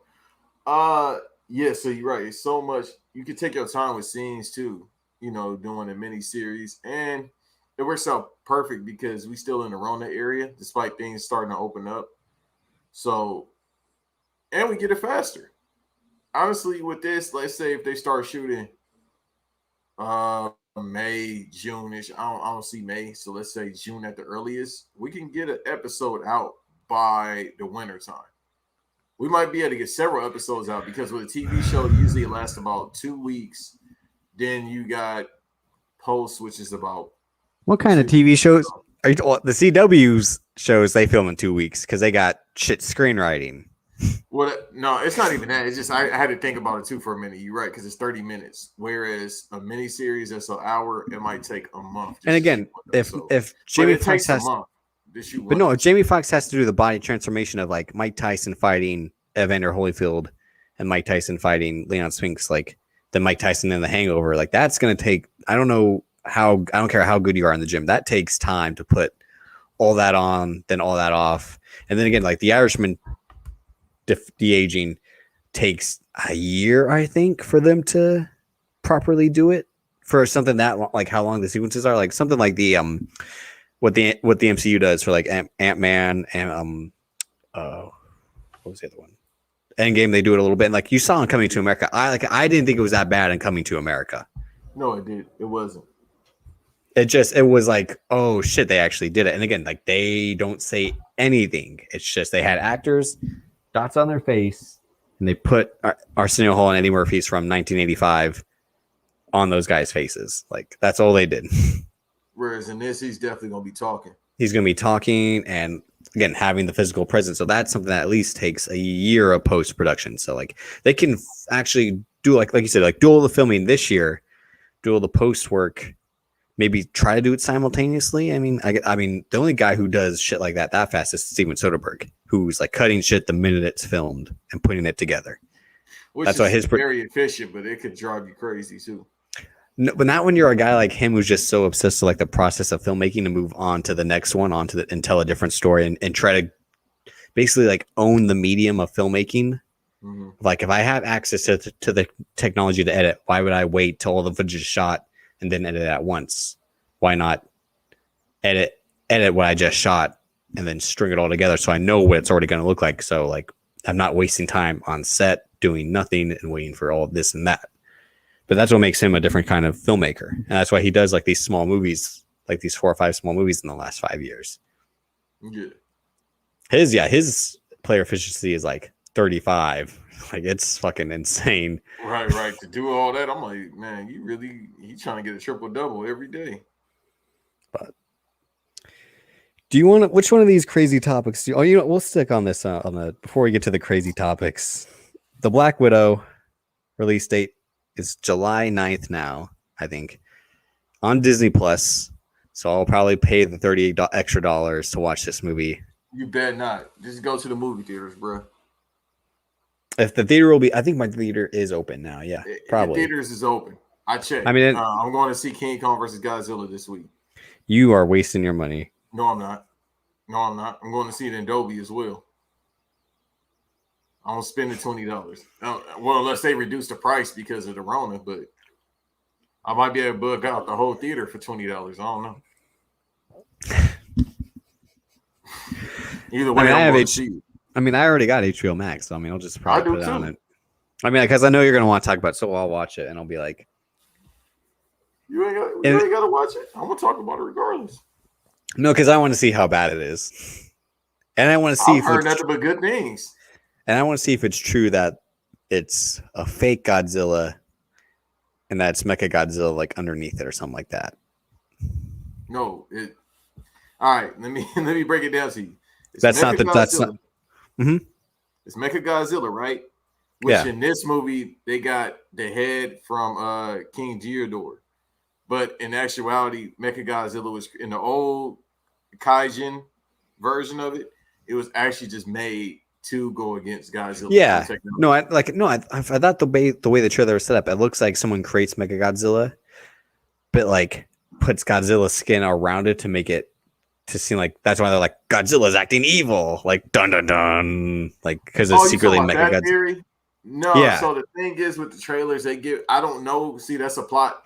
Well, because it's the dumb thing of like, why would they fight for no, like really for like Batman versus Superman? Just for, but again, like we didn't. Why do they have to fight? They didn't need to. I know they do in the comics, but they do it at a certain point in the comics. Where like the world is different. Whereas like they did this right after Man of Steel, where like Superman shows up and Batman's like, "Damn it, do you bleed?" Like, yeah. Like no. You cause all this chaos. You done broke buildings I own. I understand now. Happy 5-year anniversary too. The Batman versus Fuck you. 5-year anniversary of. I hated rewatching that movie. I'm like, this again. Like Bruce Wayne is like calling the people like, get out of the building. Like, no shit, asshole. Like he trying to let them know. And again, just to prove that he's a badass, he runs into the fucking rubble. Like, come on, like. And did it, and he only rescued one kid. Yeah. Well, and then I know there was that one joke where like, got another one. Like, at the time where it's like, that's how he's like, check, like, you'll be Batgirl. Like, hey, that's how he picks up his recruits. They go. Again, he's like hanging at the circus, like, any orphans around here? Like, right. How high can you do flips? Hey, street hoodlum, you got any parents? Reginald? Oh my god! Can you imagine that? Reginald as Jason Todd or Dick Grayson? He Jason Todd. Grayson. No, he'd be Dick Grayson because Jason used to do the backflips and all that. Jason Todd just had anger issues. But then he tried to steal or is that Tim Drake that tried to steal like the hubcaps off the Batmobile? It was Jason Todd. Yeah, that's what I'm saying. But he had more anger issues, and he wasn't as athletic as Dick Grayson. Yeah, he was just pure rage. That's why he got killed. Yeah, and then Grayson didn't get killed. So unless you know anything, he flipped out of that. So no, he became a cop. Okay, so Nightwing. Then he did become the Feds in the comics. Yeah, he wasn't the Feds, but he was more so like no. I know. Isn't that like the craziest thing? Like, all right, I fought crime illegally. Now I'm gonna fight it legally. Like you're working. That's like, what do you say? Like you're working too hard to work backwards or whatever. Because he's resentful towards Bruce. That's why. Yeah. He always like as he got older, like man, I don't need you. You gave me these. Well, he was like, wait. He realized like I was 10 years old fighting fucking adults. Like what the fuck is wrong with you? Like he talked about that. Yeah. I forgot what series, but he actually did indulge into. It's like I just wanted to play video games. Jeez. Right. I see my parents just die because the Joker. You just letting this dude live. I'll be mad as a Batman employee. Bruce Wayne employee, not so much. Batman see, there we go. Everyone was shitting on Tony Stark. Tony Stark don't pay his people. Meanwhile, the Bruce Wayne gets his people paralyzed, murdered to be secretly alive, end up resenting him 20 years later. But you get paid, right? At what cost? At what cost, Banks? At what cost? Spine going to the back of your neck. Jesus. You still get paid, so can't have everything. Imagine getting all those gadgets and then you still getting caked out. Like, bro, now you got all this stuff to fight crime or fight whatever, but then you ain't got no money. And if he wasn't paying you, I use that to rob some banks. Hang on, I'm looking up the Loki TV show because remember when we talked about Black Widow. Whenever we've talked about it being delayed, we were like, where does this fit in the continuity? Because WandaVision's already passed. No, again, WandaVision's already passed. Right now, we're currently in the Falcon and the Winter Soldier. And then Loki is supposed to come out June 11th, 2021. Mm-hmm. And I think it has the smallest amount of episodes, if I remember correctly. Yeah, it's like what, 5? I think 4 or 5, because Falcon and Winter Soldier they said has 6. Yeah. Which I understand. When we talk about understand, which I get, yeah, because the set pieces, like it's easy to have WandaVision go 40 minutes close to 40 minutes with a bunch of talking and then one giant set piece. Whereas Falcon and the Winter Soldier, they're having a lot of talks. They're having air fights. They're having fights on. That was the first episode. You want to talk about it now? The second episode? No. I want to get to the crazy shit. Next. Let's finish these type of topics, then finish off with the crazy stuff. Because Black Widow, it has no continuity nowhere. It's just simply because I wouldn't be surprised. I mean, in a way, like what they gonna say? She didn't die. She went to no. I don't think it won't have the continuity of that. It's like this again. The story was that it's supposed to take place after Civil War, when she's on the run and before. So it's like before she and Cap and Falcon link up again when they're when he's Nomad and all that. But the continuity would be if Florence Pugh's Yelena Bubelov she's supposed to be the Black Widow going forward. So the continuity of like where this ends is like, how is she? Because did they already say that she was supposed to be in the upcoming Hawkeye series as well? Like she'll be Black Widow in that series. I think so. I don't know what's going on with the Hawkeye show. I know they were. Oh, because it's your boy Jamie Renner's in it, and no, that's your cousin. He's from up north. I thought he was from Boston, that trash place. But no, yeah, that was the funniest thing. You were like, I thought Jamie Renner was from Boston. Turns out he's from California. Like, yeah, I don't know what part of Northern California he's from, but he ain't from the good part. No, he's definitely from the Nick Diaz Metal Militia Monster Energy drinking part of California. Oh, that makes all the sense in the world. I think he is from Stockton, yeah. Stockton or Modesto. I'm about to say it's got to be Stockton or Colton, right? No, Colton out here. Colton is in Southern California. No, Colton is up north. But I mean, we finally got the release date. You were like, at some point they just got to drop this shit on Disney Plus. We got our way finally. I mean, a year later. Bruh, it's not gonna be that great. It's a 2 hour and a 15-minute of her wearing spandex. Okay. You know who looking forward to that the most? Anthony Mackie, the guy. He looking forward to it more than anybody. All right, here we go. Falcon Winter Soldier, and here you people go. Like steak. Some people like pork. You and your obsession with Anthony Mackie is on a whole nother level right now. I mean, people give me shit for being a Drake fan, but you love Anthony Mackie in this whole meme of him smiling, his like creepy, like deviant smile. I might have to shout out my guy Vic on Twitter. He the one started. But then, so you love that. You love his reaction to like how he wants all the women, all the white women especially. Like, no, he only talks about one. No, because it wasn't that like the GQ thing. It wasn't that like. She's like, Anthony Mackie, where can we meet up? He's like, if we're fucking like yeah, like anywhere or something like that. The like, ticket. Yeah. And the ticket. No, the thing is with him, I'm trying to see if he married. I think he got kids, definitely. No, but, I remember they announced like he was getting divorced in 2019. He got 4 kids. I think his divorce was announced in 2019 because it was after that Black Mirror episode where him and Bill Mateen II played that game, and everyone's like he was too addicted to that game. That's why they're getting divorced. Everyone's like he couldn't quit the game. Yeah, I refuse to watch that. You haven't seen it? No, I never will. Never will. I can't do it. Where's my camera at? Where's the A camera? Look at Black Manta. Come on, bro. You're sounding like Mario. You sounded like some Nick Young, Mario Lopez, like that ain't my shit right now. Look, they had a Lil Nas X video going on. Gee, someone's insecure about Bruh,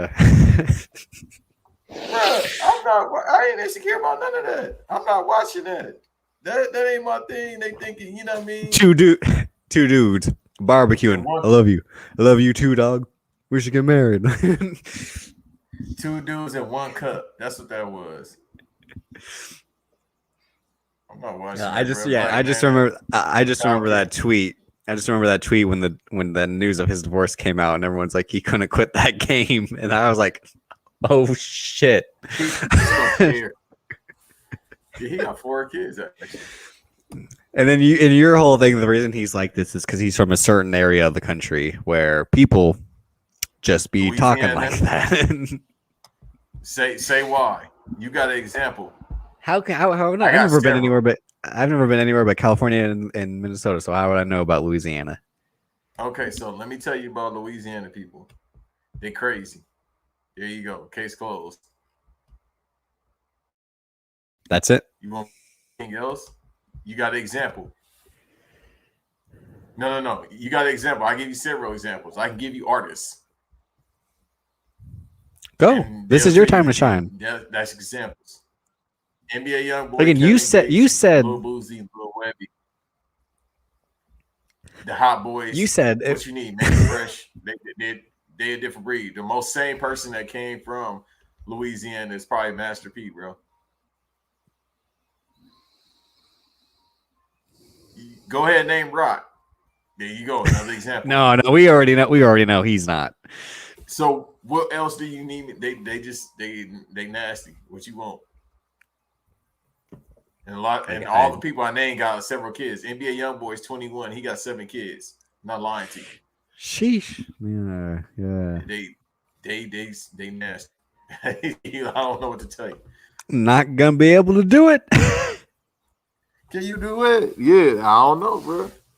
Oh no. Okay, now we got our fatal 4-way or triple threat. We got Coach Antonio Cromartie, Anthony Mackie, NBA YoungBoy. No, because we talking about people that got more than 5 kids. All right. Okay, if you got anything other, if you got more than a starting rotation, a starting 5, you can make the scene. So fatal 4-way. We got Coach Antonio Cromartie, NBA YoungBoy, and we got Sean Kent. Wasn't there that Hobbit movie, The Battle of the Five Armies? You gotta throw one more guy in there to do that. I hated that movie, bro. I haven't seen it. I never watched any of the Hobbit movies. Just watch the first one because the dissolution of no, I hate Lord of the Rings. You out your mind. Again, we discussed this before. Again, we discussed you don't watch. No. We discussed this before. The Clerks 2. Art.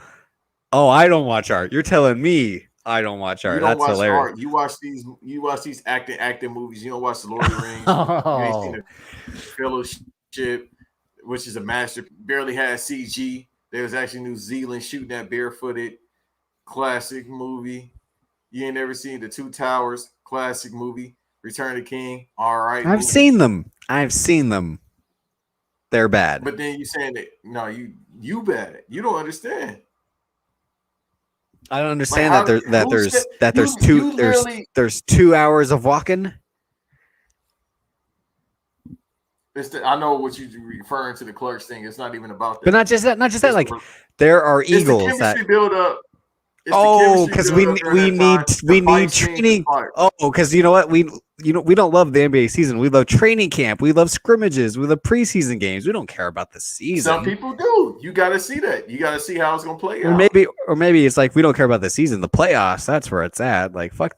Who cares if you went 40? Who cares if you went 42-40? I want to see what you do when you're the AC. That's gonna get your ass kicked. Yeah.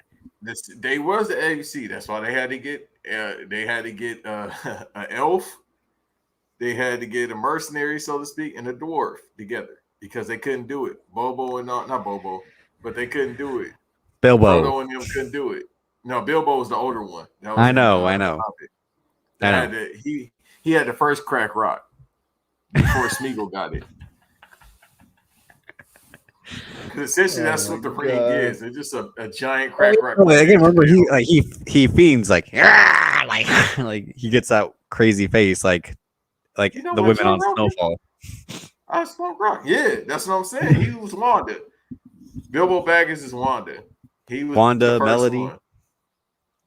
Well, no, but it was Wanda first, then Melanie. It's a chain reaction in the circles, so to speak. Not that inner circle. That one's trash, but the Snowfall inner circle.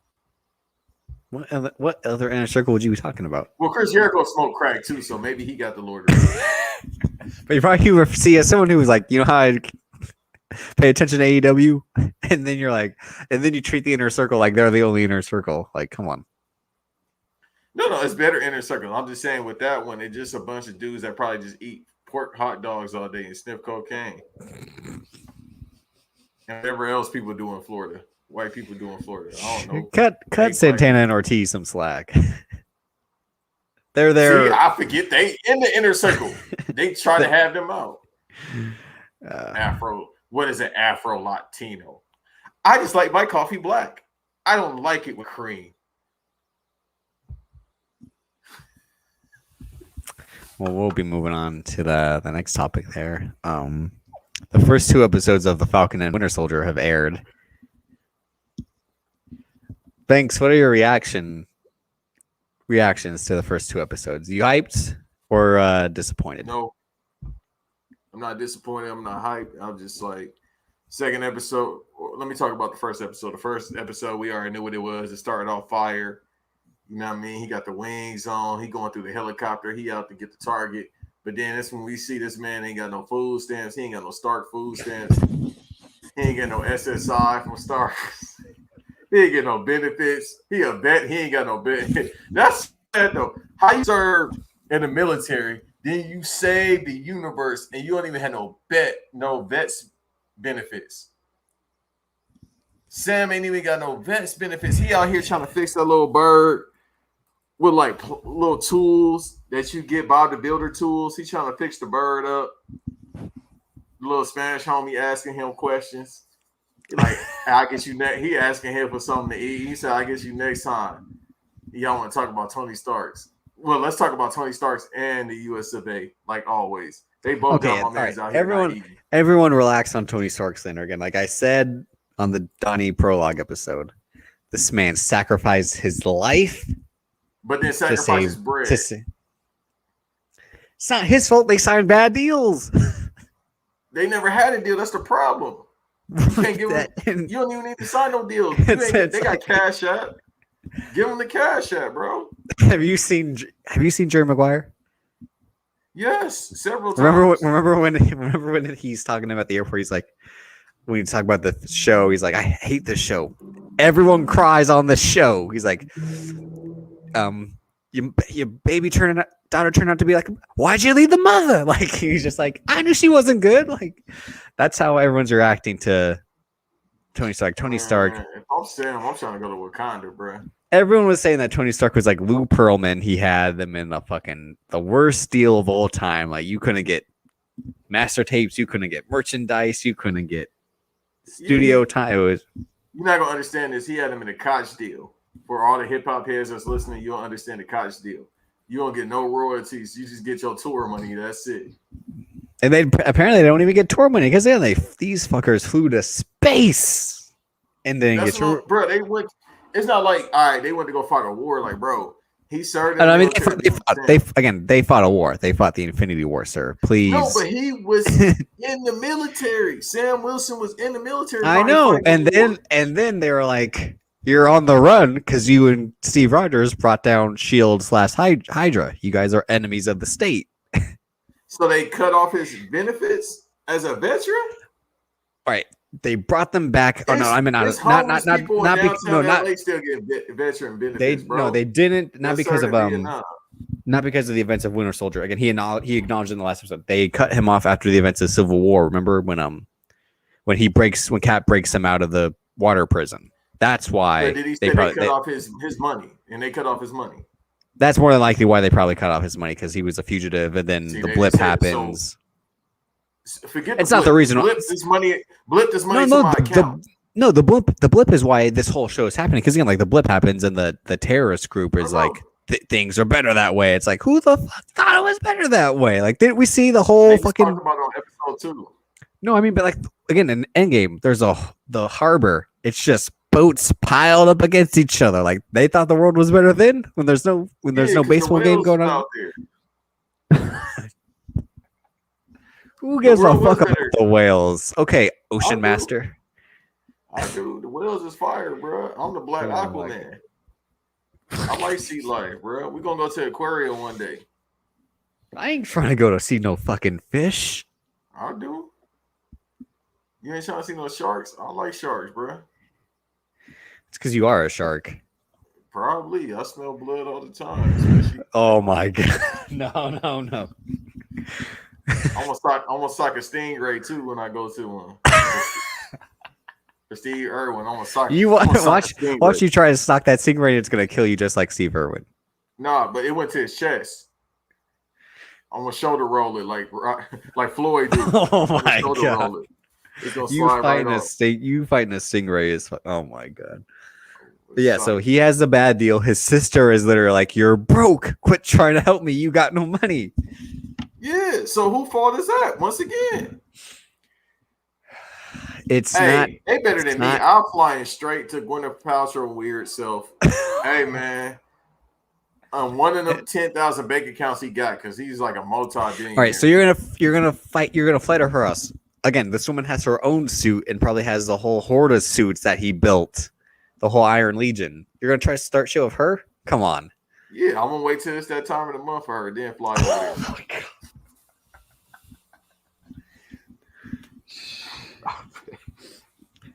Again, then we find out that again, this is spoilers for Falcon and Winter Soldier. We should have said that before. Everyone on Twitter knew that Tony Stark wasn't paying people, but again, that's not his fault. Yes, it is. Read the contracts you sign. He didn't have no contract, but you still look out for your people. He Joe Budden. I keep saying Tony Stark is Joe Budden. Oh my god! Oh my god, bro, you flying first class, private jet. Everybody else gotta take coach. Sam was your guy. Well, no, Sam was. He wasn't his guy. I remember they had no friends. They have I just one thought about that. Who? Tony Stark didn't have no friends. Rhodey. That's his only friend, and he was cooning. He ain't got no money either. Oh, there you. Oh my god! Wow, you sound like. Oh my. He got to use metal legs. That's his payoff. I really couldn't tell when he was in like his uniform if he had the metal legs on. I was like, yeah, he still got them. They like little. I know, but I mean, like he didn't have like the Tracy McGrady pants to go over the metal legs. I'm like, did they get him tapered to go around the metal legs? Had a little Steve Harvey suit on the cover.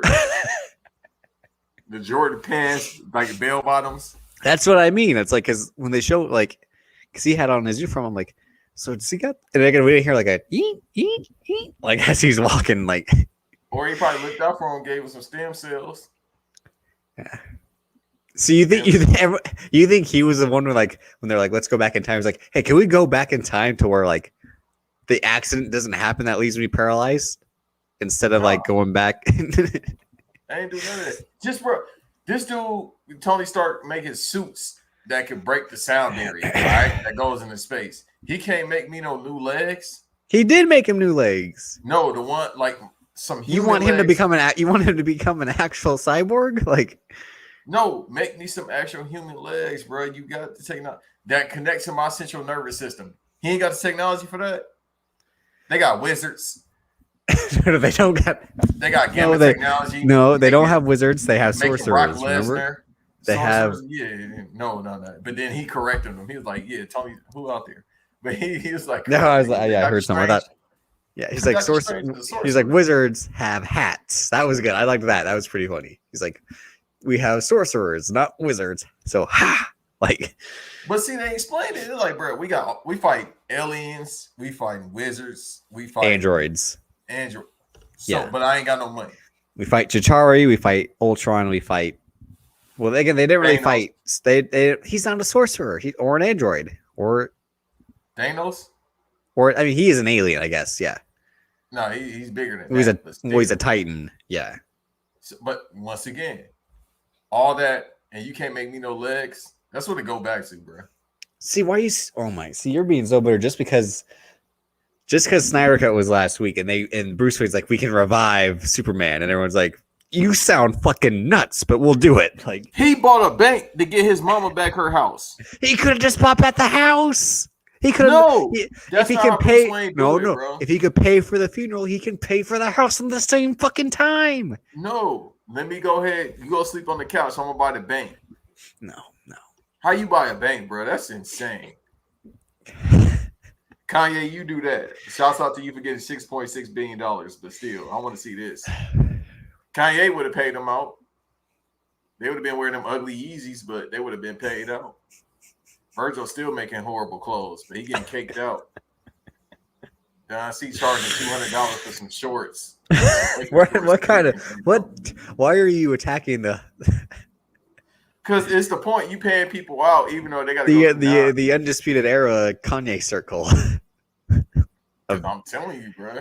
All right, Kanye pays people. So Kanye West is who? Adam Cole. So Virgil Abloh would be nobody. Kyle O'Reilly, or would Don C be Kyle O'Reilly?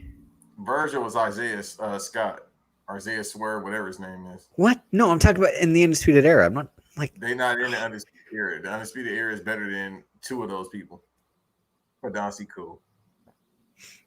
Yeah, no, Don C's whole thing was like bull shorts with zippers for $200. Yeah, and then it says "Just on the crotch and ass." No, like, yeah, ain't no way I'm wearing something like just Don. This your booty, just John. No. Oh my god! But start industry. Bombs. Okay, here we. Oh my god! The legs. Start. This is just you putting on your DC hat. No, he's always, bro. I read comics. I'm trying to tell you, he's always been a bad person. Because he's an alcoholic. What do you expect? He's an alcoholic with daddy issues. Exactly. And what's Bruce Wayne? Not an alcoholic. But just because the man don't hit the bottle.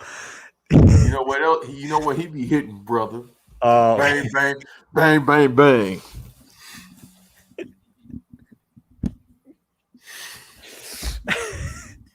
Yeah, Maggie Gyllenhaal. I'd take Gwyneth Paltrow over Maggie Gyllenhaal all day. How about no to both? Well, I mean, yeah. If I'm saying like you got to choose, I choose death. I'm good. Imagine just being with Gwyneth Paltrow. She just put that candle in your face. You gotta just. I mean, you're already putting your face down there to begin with. No, but it's already like fermented. Oh my! Like God. oil. that's stopping you. I forget. You don't care about sex. You just love. How's eating a free meal? Yeah, I mean, you know, every now and then. There you go. See, you're like, you know what? Yeah. No. Every now and then, you know, it get cold at night. So. But you're right. It had that dope scene where we actually get to see Sam Wilson kick ass, like on his own. Like he's flying through helicopters. He's just like on some Top Gun shit. He's fighting George St. Pierre, aka Batroc the Leaper. He hungry, bro. That's why he like I gotta fight through these pains, these hunger pains. Meanwhile, Bucky Barnes is just living a normal life, going to therapy, trying to date with beautiful Asian women.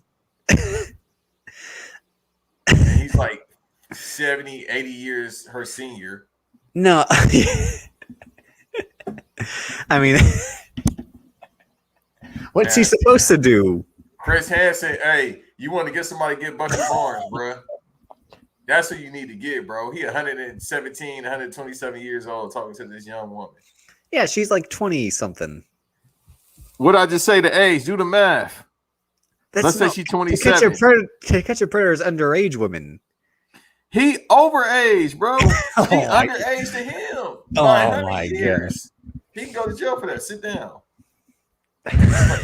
And he could just tell her, sit down, have a seat. You know, that's what he do. Would you like some cookies? Like, no, I'm about to go to jail, bro.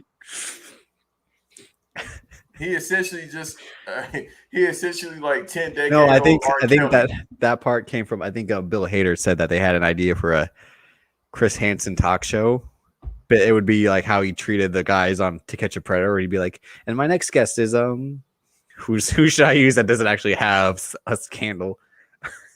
Denzel Washington be like, Denzel Washington, sit, have a seat. Would you like some cookies? Like. Yeah. Shouts out to the legend too, because ain't no scandal came out about him. That's crazy.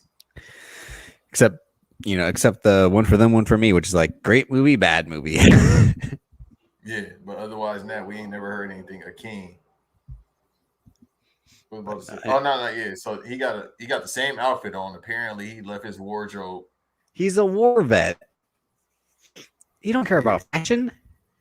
Again, you just said he's 117 years old. He doesn't give a fuck about Off-White or Balenciaga or anything. Like, man, ain't no way in the world I'm gonna be frozen. I come back, I beat Thanos or help beat Thanos, I fought in the end game war, and I don't get no clothes, bro. Somebody gonna give me some free clothes. It's not like they not known. They know. No, remember they're kind of known because the guy was like, "Did you play for LSU?" He's like, "No." He's like, "How do I know you?" It's like, "Caw." He's like, "Oh shit, you're the Falcon." Like, bro, I'll just slap him. How you not gonna know? And then this latest episode, where like they're gonna arrest because they see two guys arguing in the middle of the street. They're gonna like, oh, it's a white guy and a black guy arguing, which is like our show essentially. Like, yeah, that's gonna happen when we do the live show. Your neighbor's gonna definitely call. That's what's like the Falcon and the Winter Soldier. So is essentially like the like when we're not recording. That's what we do in real life. Like then we come together once a week and then get to work when we're not saving the world and like and being assholes towards each other. We're out. The same thing with Sebastian. I was about to say Telfair. Sebastian Oh my god, I want to see Sebastian Telfair as the Winter Soldier. I mean, he's got the gun. He's got the gun, so we know that. Allegedly. They popped the trunk and they found that shit. Are you scared? No, I ain't. I mean, I go back to Brooklyn. I ain't worried about it, but still. So, all right. So, what was it they said? What was it they said tomorrow that it was there? All right. Episode 3 is starring Stephon Marbury as the Falcon, Sebastian Telfair as the Winter Soldier. You watching? Yes or no? Absolutely, because you got to see Stephon. That's what we're gonna name the episode. Sebastian Telfair, the Winter Soldier. Hey, that's on you, bro. You gonna have to go to New York eventually. Yeah, you're right. Yeah, shit. No, we can name it. I don't care. You good? Just call Ethan. I don't know. No, I don't even know. We haven't come up with a good. We haven't come up with a good episode title yet. I mean, we had Deckard Shaw. We had Deckard Shaw on point last week. Trust me, it's coming. Don't worry. The episode title is coming. It's gonna be random. But Stephon, if he eat the petroleum jelly, then yeah, that's his superpower. You remember him doing that? Who? Oh no, that was Vaseline. It was Vaseline. Same thing. I'm like, but he started. I'm like petroleum jelly. What the? He kind of started IG Live though. If you want to think about it. Really, who was on IG Live before Stephon Marbury? Think about it. He was on MySpace doing live.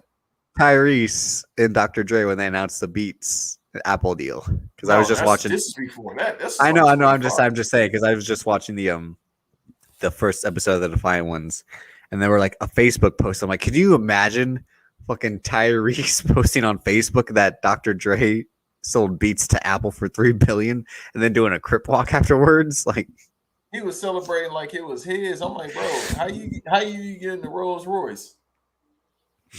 He was celebrating like it was his, but meanwhile he's like, "What more do you want from me?" Like, nah. Hey, one day I'm gonna have to talk about 2017 when he was cutting them shoot promos on IG. Meanwhile, doesn't he have an Optimus Prime statue outside his house or something like that? His crib in Atlanta. No, he got one. I think he put it inside now. It was outside. Near the hibachi grill. Yeah. The picture of him and The Rock that says "Best Friends Forever." It might turn into that, but remember he was cutting the shoot interview, so it immediately after he did that one, like the next day, I know he's handsome. I know he's a superstar. Talking about The Rock, when he started cutting the shoot promo, I was like, bro, 2018 WrestleMania book it, Tyrese versus The Rock. Yeah, but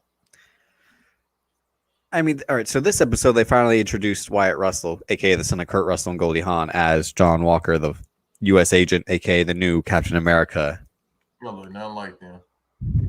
Who? This jabroni, the fake Captain America Russell.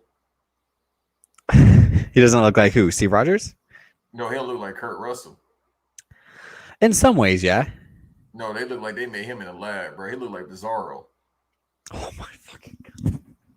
I know he used to play football and not in the recent. No, he played hockey. No, he played football and hockey, but he played that in 1930s with that chin. He got my God. He got he got the OG white man face when they talk about like bronze skin or whatever they talk about, like tall, dark, and handsome with the masculine chin. Oh my god. He definitely has that look. Like back in the day, the white women would go to him. No, yeah, he has the Hitler Aryan look, the blonde hair, blue eyed, yeah. Yeah. So after World War, I can't say two. After the Vietnam War, I don't know. The Korean War, he got the Korean. No, but that, and again, that's the fucked up thing. Like, so Sam Wilson gives up the shield, and then what's the government do? Give her right back to the white man. Because he a coon, that's why.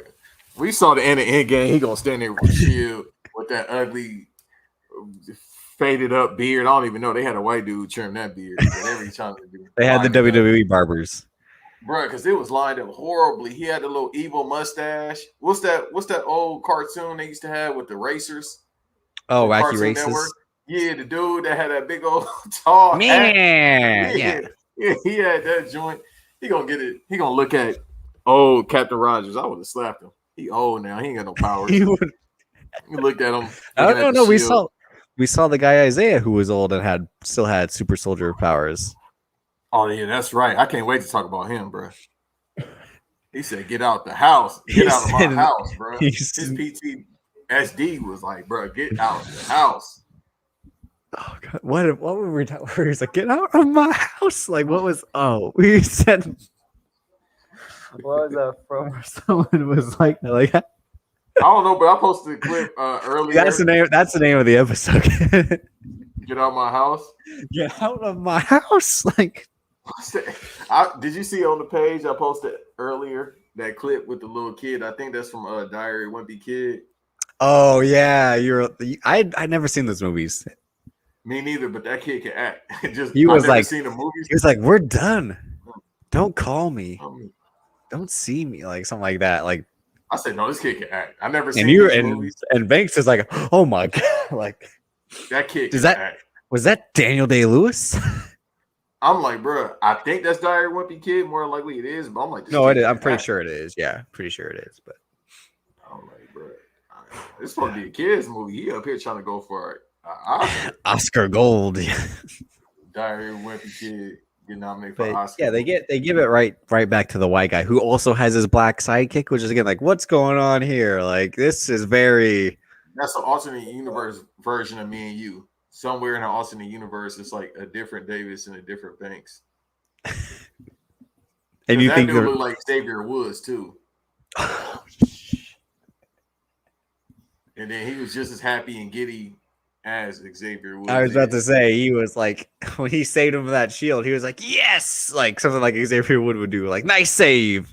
Yes, boss. Good save, boss. Okay, whoa, watch out there. I know you love posting that Django meme, but you gotta relax. That's what he was doing in the show. He up here like, yes, boss. You want me to catch the shield? And then meanwhile, he was like, you shouldn't have done that. And then that girl kicked his ass because he's just a regular dude with a shield. Yeah. He hasn't got no super soldier powers. But how does he know how to use the shield? Yeah, they show his training footage and he's throwing that shit like fucking crazy and catching it, but yet he's just a girl. Dude. Yeah, I mean it's essentially a boomerang. Yeah, because it's made of vibranium. But I'm like, bro, vibranium I think would be too heavy for you. He up here flinging it, and he bro. He don't know how to run no fade. No, because doesn't Black Widow pick it up for a minute and run with it? I don't remember, but that sound about right. They always try to put over the white woman. That is true. I mean, you can pick up a shield. You can do anything except for no. Bucky Barnes picks it up when he's just Bucky Barnes. I said, shut the heck up. I didn't say the other word. Did she actually say something? No. Oh, okay. I was like, whoa, we have like, is that a shoot? Like, what's it? Man, this podcast would end. I gotta go, guys. Yeah, that would. Oh my god, I got in trouble. My mom called. I gotta go. I gotta go. Dave. Like you'd be like, all right. Well, we didn't get to the other topics. Yeah, but Buck in the first Captain America, the first Avenger, Bucky Barnes picks it up like no problem. Yeah, I mean, I think he does kind of like struggle with it, but like he's able to hold it. So, what do you think vibranium weighs? A ton. I mean, they had the whole planet full of it to crash in Sokovia to crash it, right? I mean, Exactly. So what at an elevated rate though, again, because they put the thrusters on it and all that. So like it would have. Yeah, so they tried. So there's one that basically like they're a mirrored do like they're bizarre versions of each other. Like there's Falcon and the Winter Soldier, and then there's like the poor man's Falcon and Winter Soldier, like and those guys, the poor Cap and Falcon, and he's like, "Let us help you," and they're like, "Fuck off!" Like, right? We rather walk. Yeah, if the one guy who actually has wings is like, "I'd rather walk than like pick up my friend and like fly out of here," then shit's wrong. Yeah, I'm not picking up a grown man to flying at 10 miles. Bro, you're going to have to walk. You better use that arm and try to go faster if you can. You don't break the concrete. Just like dragging himself along. Like a little cheetah. I mean, he jumps straight out of the plane and like breaks his fall of his arm. He's hitting the trees. He's like, yeah, it's ridiculous, bro. How they keep defying the laws of gravity, bro. Because he has the super soldier serum as well. But which is like that mean you can't crack your ribs, or not even ribs, your whole no. body. See, this is our whole debate because remember, like Captain America is able to get shot, but it doesn't kill him. Same thing, like okay, like Buggy Barnes, like legit flat, like falls out of a plane and like hits trees, and that scene he's somehow like perfectly fine. Yeah, that's called white privilege. That is, yeah. They give me the serum. All it's gonna do is make me run faster. I'm like, we know. You're Antonio Brown now. The serum is giving you CTE. And a weird desire to dye your mustache blonde and your hair blue and red. And like green, and then my hair actually grows back. Yeah, give me the serum. If it can help my hair grow, give me that. Again, that scene in Baltimore, Maryland, of all places, where they go and see Isaiah. Like they're on like the wire. Bucky Barnes is like, it's okay. I know these guys. Like, oh, you speak Baltimore? What do you say, Bucky? Where we go to get the Bernie? And then they tell a dope story so that the government tried to continue to make super. So that's an interesting direction to keep going. Again, like we don't know how this group of terrorists have the super soldier serum because from what I remember about Civil War, the soldiers that were frozen were the last of it. And they had the one that couldn't work, the one that was uncontrollable. Because remember, they kicked the Winter Soldier's ass, but then they're like deemed too reckless. Then they put him on ice. Yeah. Whereas he was able to, because he got brainwashed like 80 times to continue to be the Winter Soldier, even though he had the powers as well. But and like he said like he took half his arm. I'm like, holy shit! Like where's that? Like they better show that fight scene. But yeah, like, so then they then they. What if those are the New Mutants? I know it's not the New Mutants. No. No, I think we said like you can't do New Mutants until after this slate that you already have planned. But no, I mean, Strange in the multiverse. That's when they introduce the mutants. I hope it's not. It is, bro. Nobody knows anything about this movie. They're gonna have an X-Men in it in some way. Yeah, and then they see that's the thing. So this show wants to commentate on vets not being paid properly in episode 1, and now they're doing the racial stuff with. Yeah. Again, the cops show up. He's like, sir, like, where's your ID? He's like, I don't got ID. And then they're like, oh, wait. And because Bucky's like, again, White Prude's like, don't you know who this is? Like, and they're like, oh, yeah, shit. Sorry. Yeah. But Falcon, we don't know who you are. Mm-hmm. And you don't got no EBT.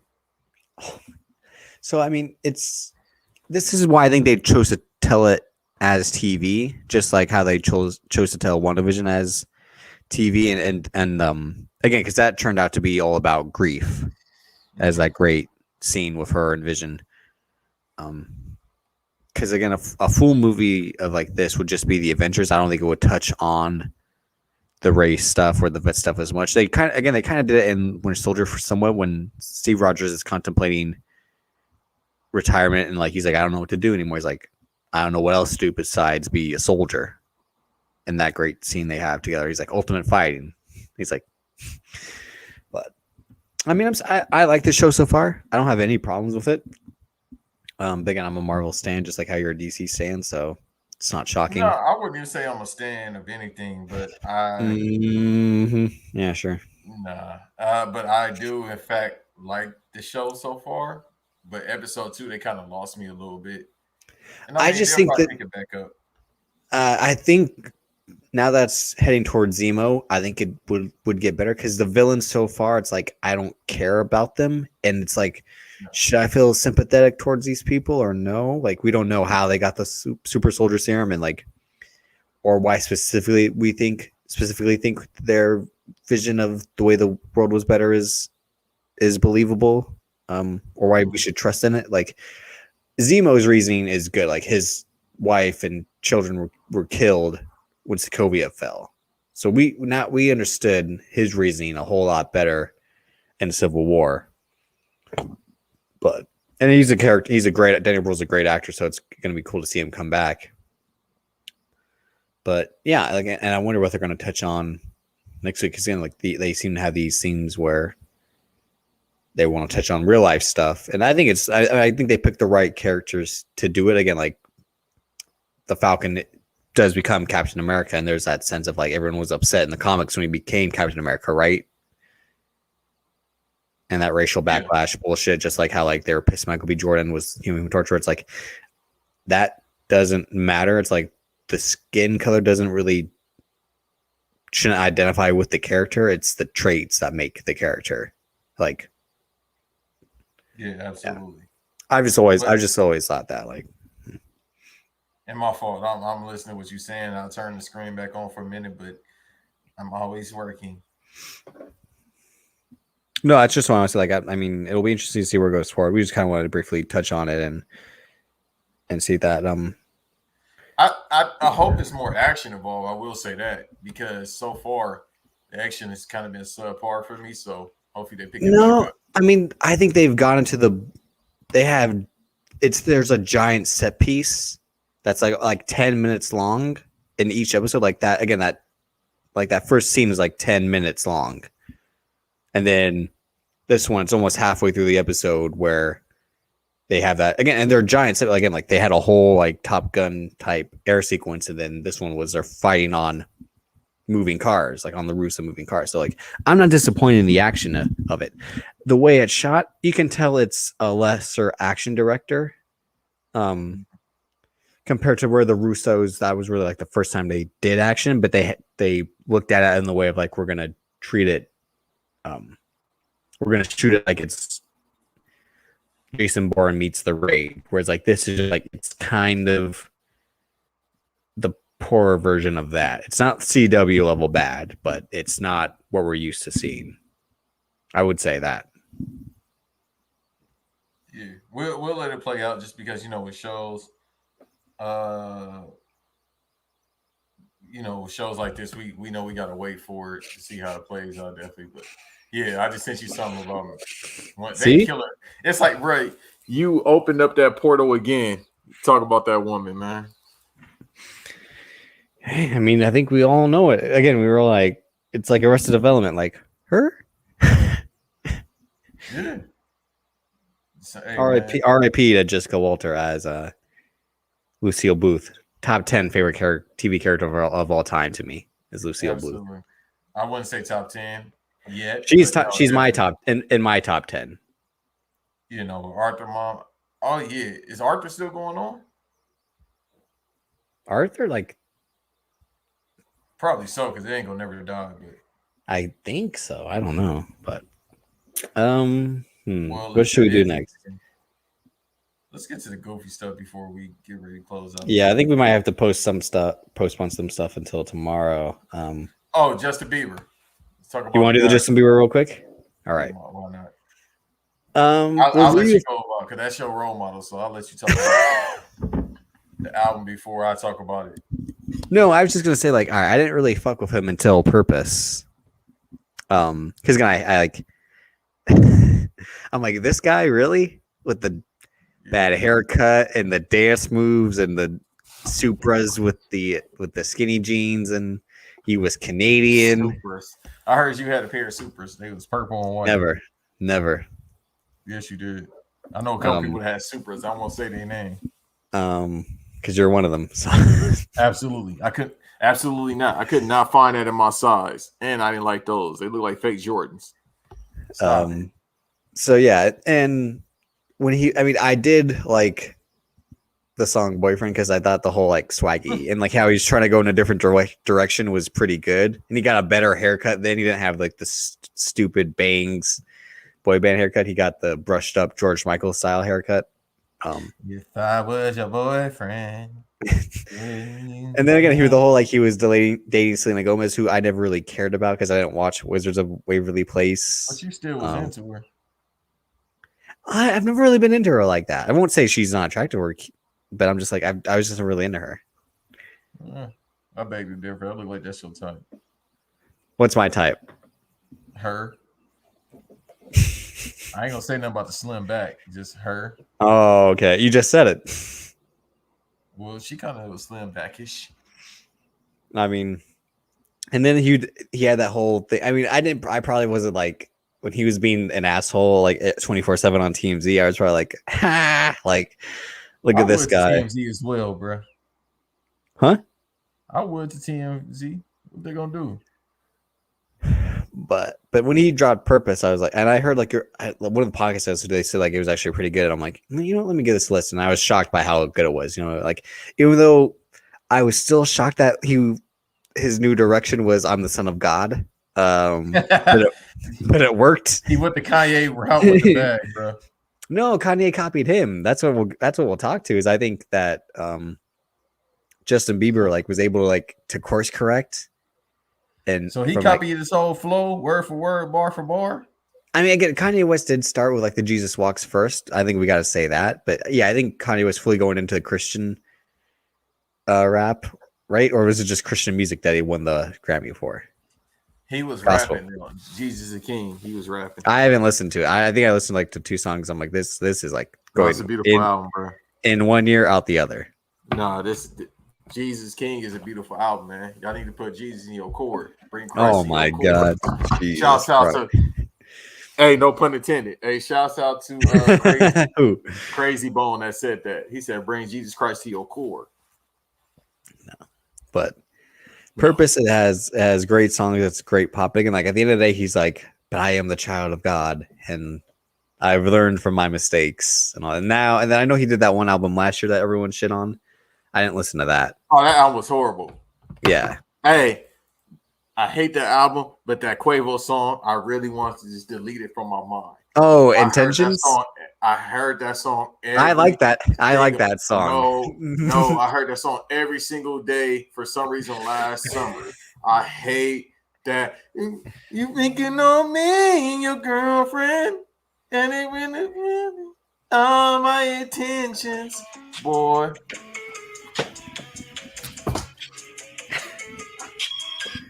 Shit's fire. No. Ain't no Hot Show Deluxe dropping either. But no, I know everyone shit on that. I didn't even bother listening to that. I heard that song. I'm like, all right, this is all right, but I didn't bother checking the rest of it because I was like, I only fucked with Purpose, and like, again, he was involved with Hillsong, and everyone found out Carl Lentz was an asshole. Which, shocker that the hipster preacher turned out to be an asshole. Who saw that coming? Like he wear cut off sleeve shirts. Preaching, bro. He was like, come on, man. He was like, Jesus, our Lord. You know, he dressed like you. Yeah, exactly. And you can't trust dressed like you, bro. Like his offering going to Virgil. That's what he gave his offering money to. Again, just like Joss Whedon, I was like, I don't trust this guy. Like, I know your agenda, pal. Like, I see your bullshit. Meanwhile, Kevin Durant and Kyrie. No, of course, and Kevin Durant and Kyrie Irving. That's how you know Kevin Durant and Kyrie Irving are hanging out with this guy. You know this man's not goody-goody. Come on. Wait, Kyrie Irving is Christian? I thought he was just the vibes. I think maybe he was then and isn't now. Yeah, that made him start because he was like, ain't no book gonna tell me what to do. Like, ain't no white man book. That's what he said. He went to church one time. He said, I'm about to start doing voodoo. Get this white book out of here, though. Give me the sage. Let me put it on the court, bro. I would have slapped it out of Kyrie, bro. Put no sage on Is the court, Kyrie bro. Irving the only basketball player that is the what's your sign? Oh yeah, no, he definitely a vibe, bro. He definitely be listening to Swizza and Janae Aikeel's Yeah, horrible I was music. gonna say, I know you had your tweet the other day about SZA, right? Beautiful woman, but she don't be talking about nothing. Good day on my mind and feel like left out. What? What does that have to do with a good day? What does she always say? She do these weird little. I don't know. I don't know. I don't listen to SZA. The type of women you talk to, they don't be having you listen to Swizza. You're so I mean, Major Pain did like the one song that she did with Maroon 5. So, dude, well, both of them probably wear the same wigs. you know what's fucked up? I thought I saw a girl that looked like Major Pain yesterday. It was like, it's the purple wig. Don't get no. Well, what like her hair was like the wig, and I'm like, is that the wig. Every time you see a wig, you get PTSD. No, it was just like it was the same style. It was like long, the bangs in the front, and I'm like, bro, they all got the same style wigs, bro. Don't fall for it. But I was with my new girl. I was with my new girl, and I'm like looking across this. I forgot you married. No disrespect. I was looking at, and I'm like, I don't think it is, just because I'm like, what you gonna do if it was her? You gonna leave your current woman? I would have grabbed her and like, we're getting out of here.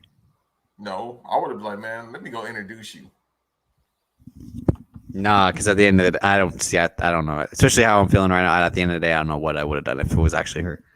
I don't think. Well, again, like she wasn't because it wasn't because I think her body type was different. But I was like, and that's the thing. I'm out on a date in public for like the first time in like months, and I'm like, and I swear I almost run into a woman that looks like Major Pain. I'm like, what the fuck? That's where like those tricky. That's why like I hate the universe and like signs and shit like that. Because I'm like, what the fuck's going on here? Like the universe is signs. Oh, because that whole was sign are you and rising. Just like signs. Just signs of like not besides that, but signs like appearing in the universe of like, seeing like you know what I mean. Like when you see something, like it's either you've been thinking about it or like it's either a warning in a way or just something to remind you, something like signs like that. That never happens to me, bro. Really? The universe doesn't talk to you? No, the universe hates me. Oh wow, can't relate. Oh yeah, the universe only works for white people, bro. I don't know. Otherwise, I think if the universe loved me, I would have had $100,000 at least by now. But so, did you like Purpose? The album. His new album? No, Purpose. I like his new album. No, I just told you that album's trash. Why? It's just trash. His woman unmotivated him. What do you mean? I'm sorry, his wife unmotivated him. No, he that's got married and the music got bad. So you think this new album is better? This new album's fire. Justice? It's not better than Purpose now. What? How? They got married after that album. It still was. He was in the mood to get married. He was in a relationship. He wasn't wilding like he was before. He wasn't wild like he was a heartbreaker, bro. That song fire. Purpose had no. Don't tell me I'm a heartbreaker. Don't tell me baby. Don't tell me that. See, here's how I know you're wrong. Because like, here's what Purpose starts off. Bro, I know how. It starts off with "Mark My Words." Then it has "I'll Show You." Yeah, trash. That's all that I have. That's trash. Then it goes, "I'll Show You." You have no drums on none of the songs. Oh my! Yeah, and then it has what? Then watch this 3 straight. It got "What Do You Mean," "Sorry," and "Love Yourself." Fucking hat trick right there. Then it's got "Company." Okay. Then it has 3 straight songs with featuring people that I'm not necessarily a fan of. We got "No Pressure" with Big Sean, then "No Sense" with Travis Scott, and then "The Feeling of Halsey." Trash. Hold on. Let me go. Just in case I'm wrong, let me go to it. But I know that album was trash. You're thinking of the one from last year. No. Changes. No. I know what album I'm thinking about. Let me make sure. Nah. What Do You Mean is the only bearable song. Oh, you gotta be shitting me. I hate Love Yourself. I hate acoustic guitar. Man who listens to Pearl Jam is like acoustic guitar. Yeah. Terrible. I hate that, bruh. I hate that. Man who hates acoustic guitar loves John Mayer. Come on. No, I can't no more. If you told me what happened, I didn't know he said You that. know damn well you're secretly listening to John Mayer. No, not. Just like you're not still anymore. listening to Morgan Wallen. No. I for real. I don't listen to that. That's a shoot. I don't even listen to them no more. I can't support the crackers. So I can't do it. Can we keep each other company? Yeah, that song is alright. I hate No Pressure because I don't like Big Sean. No. I mean, Sense. it's good because I it's hate like that you song ain't 'cause I got don't like Travis Scott. I didn't like The Feeling because Hazy keeps saying that she like she 5% black. She -1. She keeps trying to say that. She's so wait, Ron, who's oh god, here we go. Who's blacker? Her or Ronda Rousey? Or Danny Lay. What's her name? Danny Lupa, whatever her name is. Oh, Danny Lee. Yeah, the one she keeps saying, I swear I'm black. Who's blacker, Ronda Rousey or Halsey? You? Me? Yeah. Y'all all got the same quarter, about 4.5% black. So you really wanted to ask me what, real quick, we'll get back to justice in a bit, but you really wanted to ask me what happens if I found out I was... Let's finish justice. No, because you really wanted to ask me. Why? Why would you want to ask me that? You the guy would start wilding? No, you wouldn't. You probably be like Lil Dicky in that video with Chris Brown. I can and now I can now. I hate that song. I like the show he was in, but I hate that. I can't believe you watched that show. I'm so disappointed. That show was funny though. No, it was funny. I ain't gonna hold you. I ain't a big fan of him. All that white boy could rap stuff. I would say you love that white boy rap shit. No, I don't. Never. Yeah. Mac Miller and Paul Wall, the only ones I listen to. That's it. There you go. That's too many. There we go. Wait, Bubba Sparks as well. No, hold on. Don't say nothing. Don't say nothing about the first two now.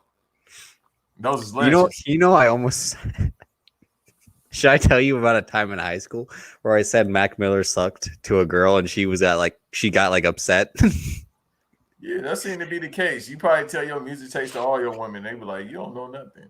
No, I told you that. I've told you every time a girl is like, you have bad taste in music. And I'm like, I don't listen to music. I listen to movie scores. No, I don't even listen to movies. I mean, sometimes, but not like that. I don't know. You be up here listening to Hans Zimmerman, Inception. Hans Zimmerman. Who like Hans Zimmer? No, all I listen to is the Wonder Woman Junkie XL. Calado. Shouts to Donnie for his great Gal Gadot impersonation. It's very easy to do. Even though Donnie did do a great job. Very easy it was great. He was like, no, like, bro, maybe that's the name of the episode. I'm not putting that in the beginning of the intro. That irritates me.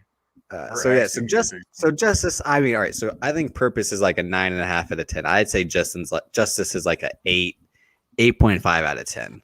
Yeah, he could have stopped with the white boy cop out by putting Martin Luther King.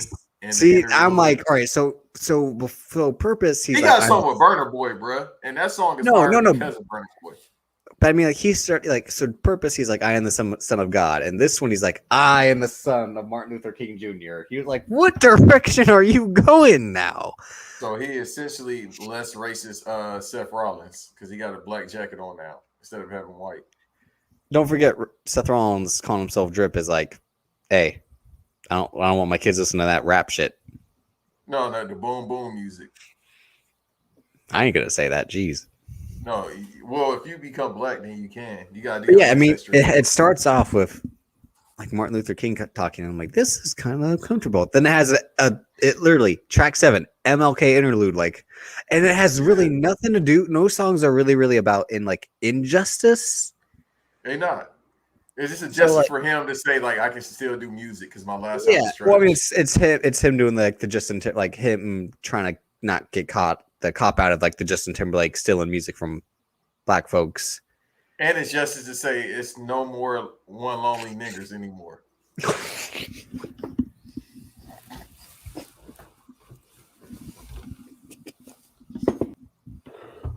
Oh my god! All right, that's it. We're ending right now. No, I can't go any further. That's too much. No, that's too much. He said it. It wasn't even Nope. me. Nope. Mm-mm. What did he say? Did I make that up? He said it. Is that why they had him doing? Is that why they had him doing push-ups in the middle of the street as penance, as reparations? No, that might be the title of the episode. Justin Bieber and Watts. Bro, that man was really in Watts, bro. He was a Nicholson guard doing push-ups. And I didn't forget about that. I just weren't they think like about it every now and then. Weren't they like sing for me, Sing, bitch? white boy. Like, No, yeah, they were like sing for me, white boy, because he was trying to get like clap you know for what me, he was bitch. doing. You know what he was doing there? He's trying to get his medicine. Yeah. I mean, Why else would he? Why else would he be in? Right, he ain't getting off the 105. No, they said his Lamborghini broke down in the middle of the street, or whatever. Like, sure it did. On the 105, bro. So he went past Southgate and all that, and he went straight to Watts. Oh, my car broke down in the middle of the projects. You know how you got to get to Nicholson Gardens? You got to get off like on a Perio, and then you got to make a right. Like, bro, you still got to go ways to get inside the projects. It's just not right there. The entrance not right there. He went over there to try to get his medicine. He had A to the Z, man, like Iron Sheik. It has the song "Holy" with Chance the Rapper, who we discussed last week. The man That's who unholy. No, that song is an abomination. Because it's Chance the Rapper. Even Justin Bieber's part is bad. You just like hold me, holy, hold me, holy, hold. Like it's just like I'm like, what the fuck is going on? Did you find out like holy? Like did you combine again like the sad boy R&B with like the gospel of like I need someone to hold me and that'll be Jesus. Like basically he became Faith Plus One from South Park. That's what he became. Like instead of saying baby, we'll say Jesus. Like that's what happened to Justin Bieber. I mean, he had that right. So do you know who the Kid Leroy is? Sounds familiar.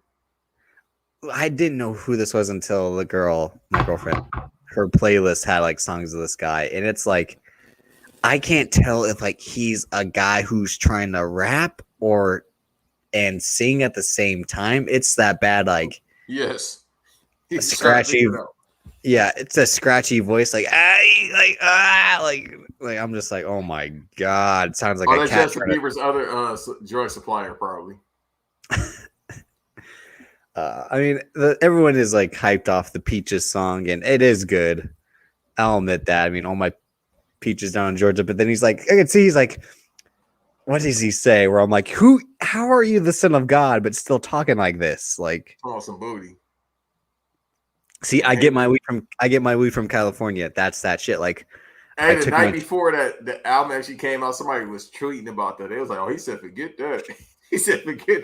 Then he's like, I took my chick up to the north. Yeah, badass bitch. Like, I don't think God condones this type of language. Yes, he do. Why you think we speak the language? Nah, not for him. For someone again, like his wife was like, we're not passing out Halloween candy because it's as a Christian woman, I cannot participate in such activity or whatever. Like, what kind of like that's what I mean. Like, hey, you know who her pops is? Stephen Baldwin, right? Or is it Billy? Whichever one with the lazy eye. I mean, all right, all of them look like they're clones of Alec Baldwin. So that's the funny thing. All of them like got like the lesser tier like genetics of Alec Baldwin. And they don't have as many suits as him because he wears a suit and everything, bro. Oh, because he's a fucking phenomenal actor. Yeah, piece of shit, but great actor. Steve Harvey need to have a versus with suits. Like, bro, y'all never had without suit. Whatever her pops is, the one with the lazy eye or her uncle, whatever, they need to have a staring contest with Shawn Michaels. First one, blink, lose. I mean, the song "Hold On." Have you seen any of these videos? I'm not watching the videos, no. Okay, the video to "Hold On" is essentially the Ryan Gosling section of The Place Beyond the Pines. Have you ever seen The Place Beyond the Pines? Is that the movie when he was robbing people? Yes, on the motorcycle. He tried to raise it. Put the money back. Robbing people sound like He was squilling. Yeah, that's basically this video for Hold On. He saw The Place Beyond the Pines. Is like, I want to do that. Like, I want to ride a motorcycle and rob a bank. Like, so he killing people, man. Hey, Justin Bieber might be a serial killer this whole time. I mean, he been working us this whole time. Shit. I mean, like I said, I know you loved this album because I saw you like praise it on Twitter. I didn't say love. I said no. You said you loved. You said you loved it.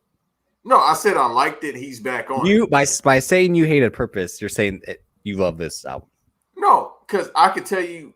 I'll tell you what albums I love. As you can see, I've been putting Stain out for the past 24 hours. Pearl Jam's greatest hits. That's an album you love. Keep on going back to this.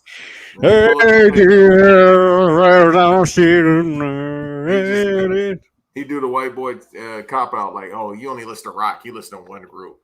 You listen to Nirvana. You put a video of me out today. Hours, I've been playing this. Stay. Yeah, see, and you know, who's the real white guy here? I have the only song I know is "It's Been a While Since I Could Hold My Head Up High." It's been a while, and everything I remember. Like, see, you was too young. So Far Away was on the WWF like Attitude. How dare you? How fucking dare you? Yeah. See, this is right now. See, like, no. How dare you say that Christian's bullshit? Christian. That song sucks compared to On This Day. Yeah. On This Day when he gonna learn how to wrestle. That's the day. He can wrestle. No, he don't have no entertaining matches, bro. He ain't wrestling. The reason why y'all don't like that match, the greatest match ever with him and Randy Orton, it's because it's Randy Orton.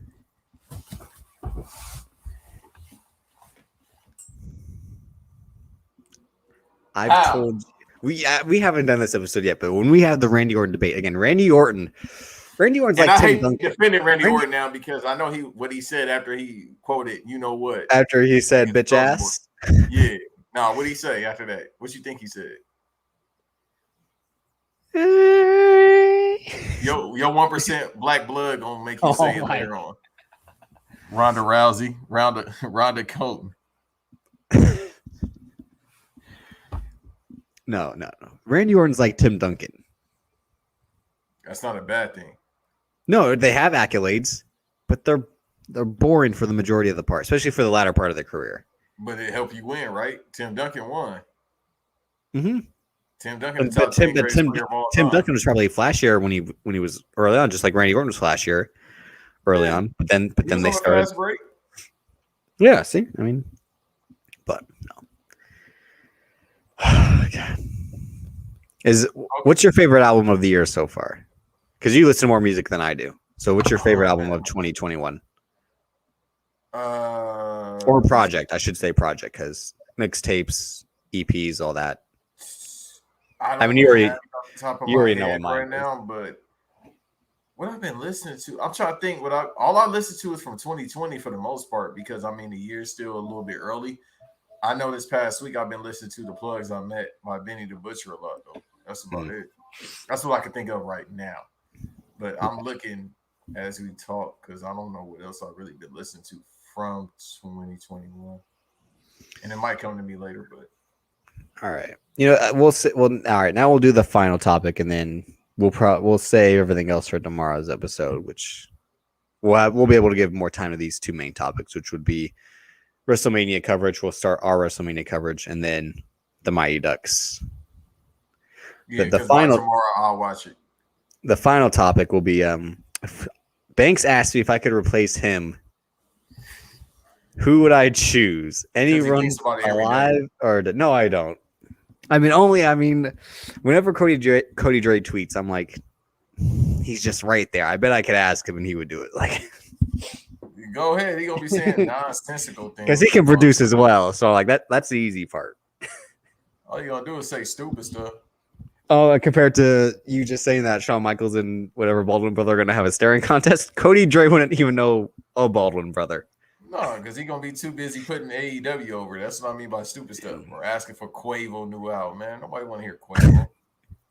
Meanwhile, you're out here plugging Stained in 2021. They're better than Quavo. Nah. But I mean, I think it's if anyone knows me, there's two obvious answers, and they're both alive. It's Drake Bro, and that John probably Cena. about to be boring. And John Cena. That probably be boring. He want to be cool all the time. It's one cool guy on there. It's two cool guys on there. You and Drake, bro. They're gonna be talking about women issues and whatever else Drake talk about. Wine, I don't know. Moscato. Yeah, you don't even drink. Well, nah, you've been drinking a lot lately, but Not lately, no. well, still, there's too many cool people on there, bro. You need somebody that's uncool, that's not scared like me. I mean, I was really trying to think of who else. I'm like, Vince Staples, I think would be a good one. But I said throughout history. That's how I know you're young. I'm thinking like, Well, I mean, like I was trying to think of through like who's alive. I mean, like what JFK? it won't last too long, and it'll be on camera as well. That's the day you have to find new codes. Yeah, I mean, I'm not gonna be like George Washington. Yeah, like that's George, not gonna. That's no. Yeah, that's it's gonna get very dark very fast. No, that's like you said throughout history. I'm like, I don't care about like history. Really, like again, like who am I gonna want to ask? Like fucking the first Queen Elizabeth? Like, no, I was really just thinking like the people who I mean, like yeah, like I think Vince Staples would be a good one. I think you're a lesser Vince Staples. Hilarious. You might be right about that. That's the name of the episode. Lesser Vince. No, it ain't. Vince Staples. We got choices. We got 3 choices. No, what are the choices? What are the choices? What is it? Sebastian Telfair or Sebastian Stan, Sebastian Telfair, the Winter Soldier. Yeah, we got that. We got One Less Lonely, which I think no. That's just like the Nia Jax. No. No, I think we should call it that. No. One Less Lonely, and then we got one less lonely Nia Jax. Yeah, no, and then we got. I feel like we got 4 choices. No. It was another one we talked about. Well, who would you pick? Because I'm the one who's replaceable. You do the producing part, so I'm the one who's expendable. No, but you're a better talker than me. That's how it works. You Edge, I'm Christian. That's how this works. Who could I replace you with? Sydney Sweetie. Now you're just trying to piss me off. Who else? It's gonna be a woman. I know that. Of course it is. Yeah, it's gonna be a woman. That's not really become a producer. I mean, hey, what happened last night? Hey, episode 3, Banks versus Davis. Wow. This ain't no Patreon. Coward. You don't get no Patreon exclusive material, bro. No, just you don't say hey, it. by the way, everybody that's listening, eventually we're gonna have a Patreon. I got it. We did why episode on earth? No, the Patreon is gonna be like you can pay 25 cents, 50 cents, or 75 cents. This content isn't worth money. Yes, it is. Especially what we got, that bonus episode. That episode's even worse now. That's worse. That's worth at least $5. No. Yes, it is. If you want to just cash out Banks $5 if you want to hear that episode. You don't have to. You don't have to split it with me. Just cash if you want to hear that bad. No, I'll split it with you. Nah, I don't want 250. 750. I ain't gonna Tony Stark you, bro. We all gonna eat. But listen, yeah. Who else would I replace you with? Kazuki. Who? Godzilla's son. The little Are you one. shitting me?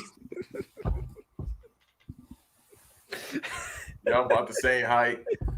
Oh no, Rock. No, Rock come on.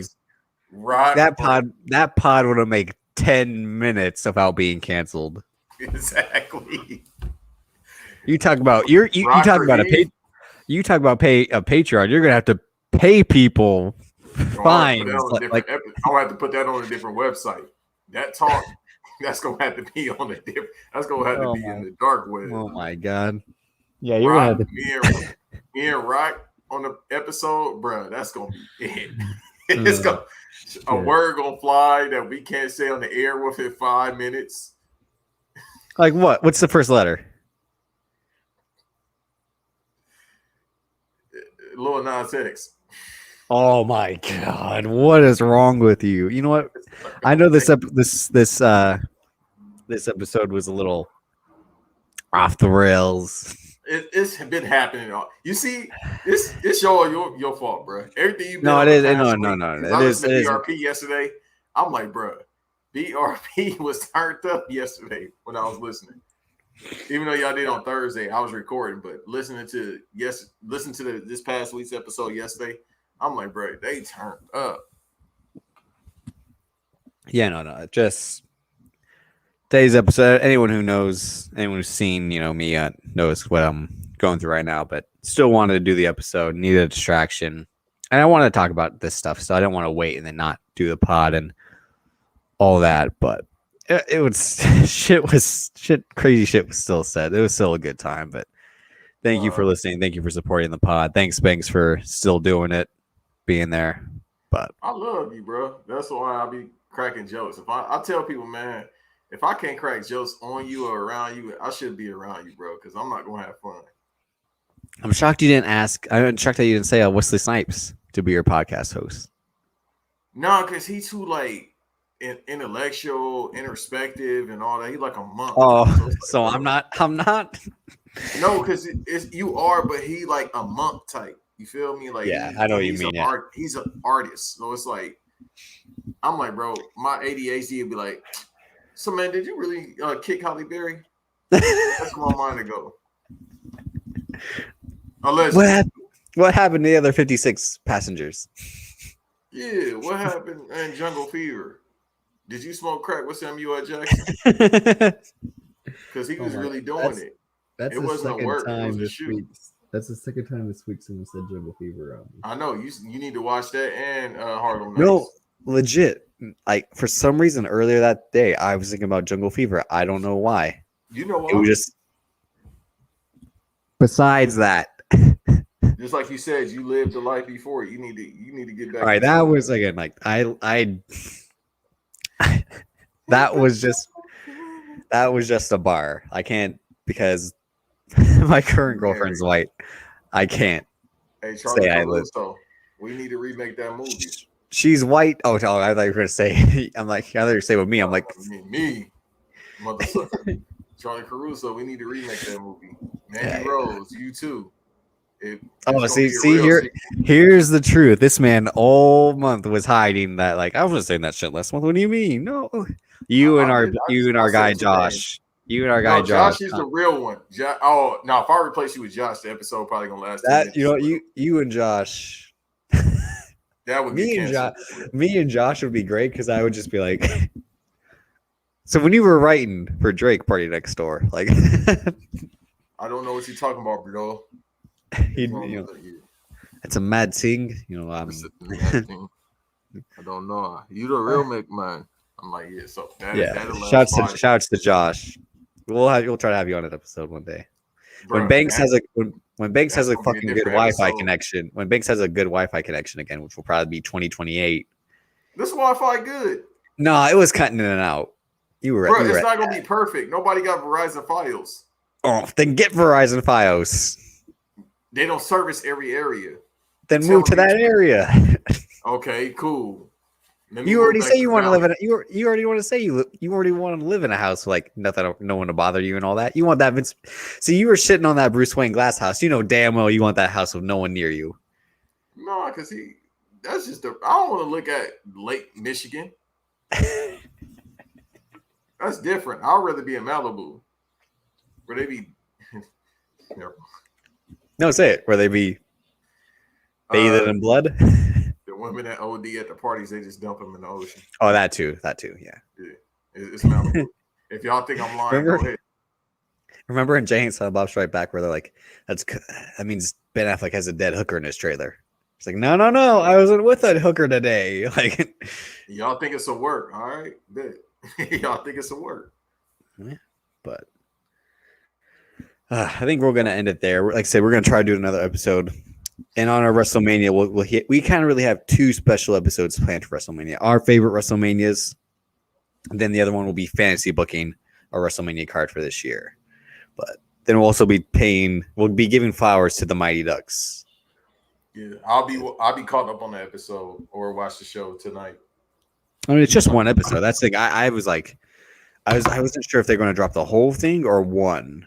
Because I'm like, it's Disney Plus. They the oh, real. no, I know. I mean, like, they're. I think they're more preoccupied with Falcon Winter Soldier than. Like, I was like, so if they should, like, they would have snuck the whole season there, I would have been surprised. But yeah, they're the real crack dealers. You get a little, get a little bit of this. Take a little bump. Just the taste. Who? Franklin Saint or Mickey Mouse? You said what? Franklin Saint or Mickey Mouse? Bro, Mickey Mouse been selling for like 80 years now. People have been buying their work. But he didn't say, I built this shit. You don't need to say it. Walt Disney in the time chamber right now saying it. He cryogenically frozen saying it right now. Yeah. Tony Stark need to buy him some leg. Well, we need to buy him a whole torso. Jeez. All right. Banks, where can they find you on social media and in life? You can't find me in life, but Banks Don't Rest 2 on Twitter. I hate IG.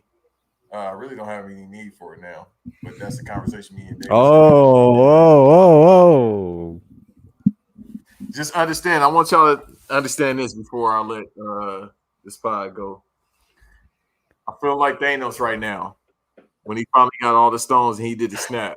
I really sat down last night and then I looked outside in South Central. After cooking your beans. After it was the farm and the end of Infinity War, and I said, I had that little smirk, bald head and all. I said, job is done. Hand burnt to shit. Yeah, but the job is done. They shouldn't have went for the neck.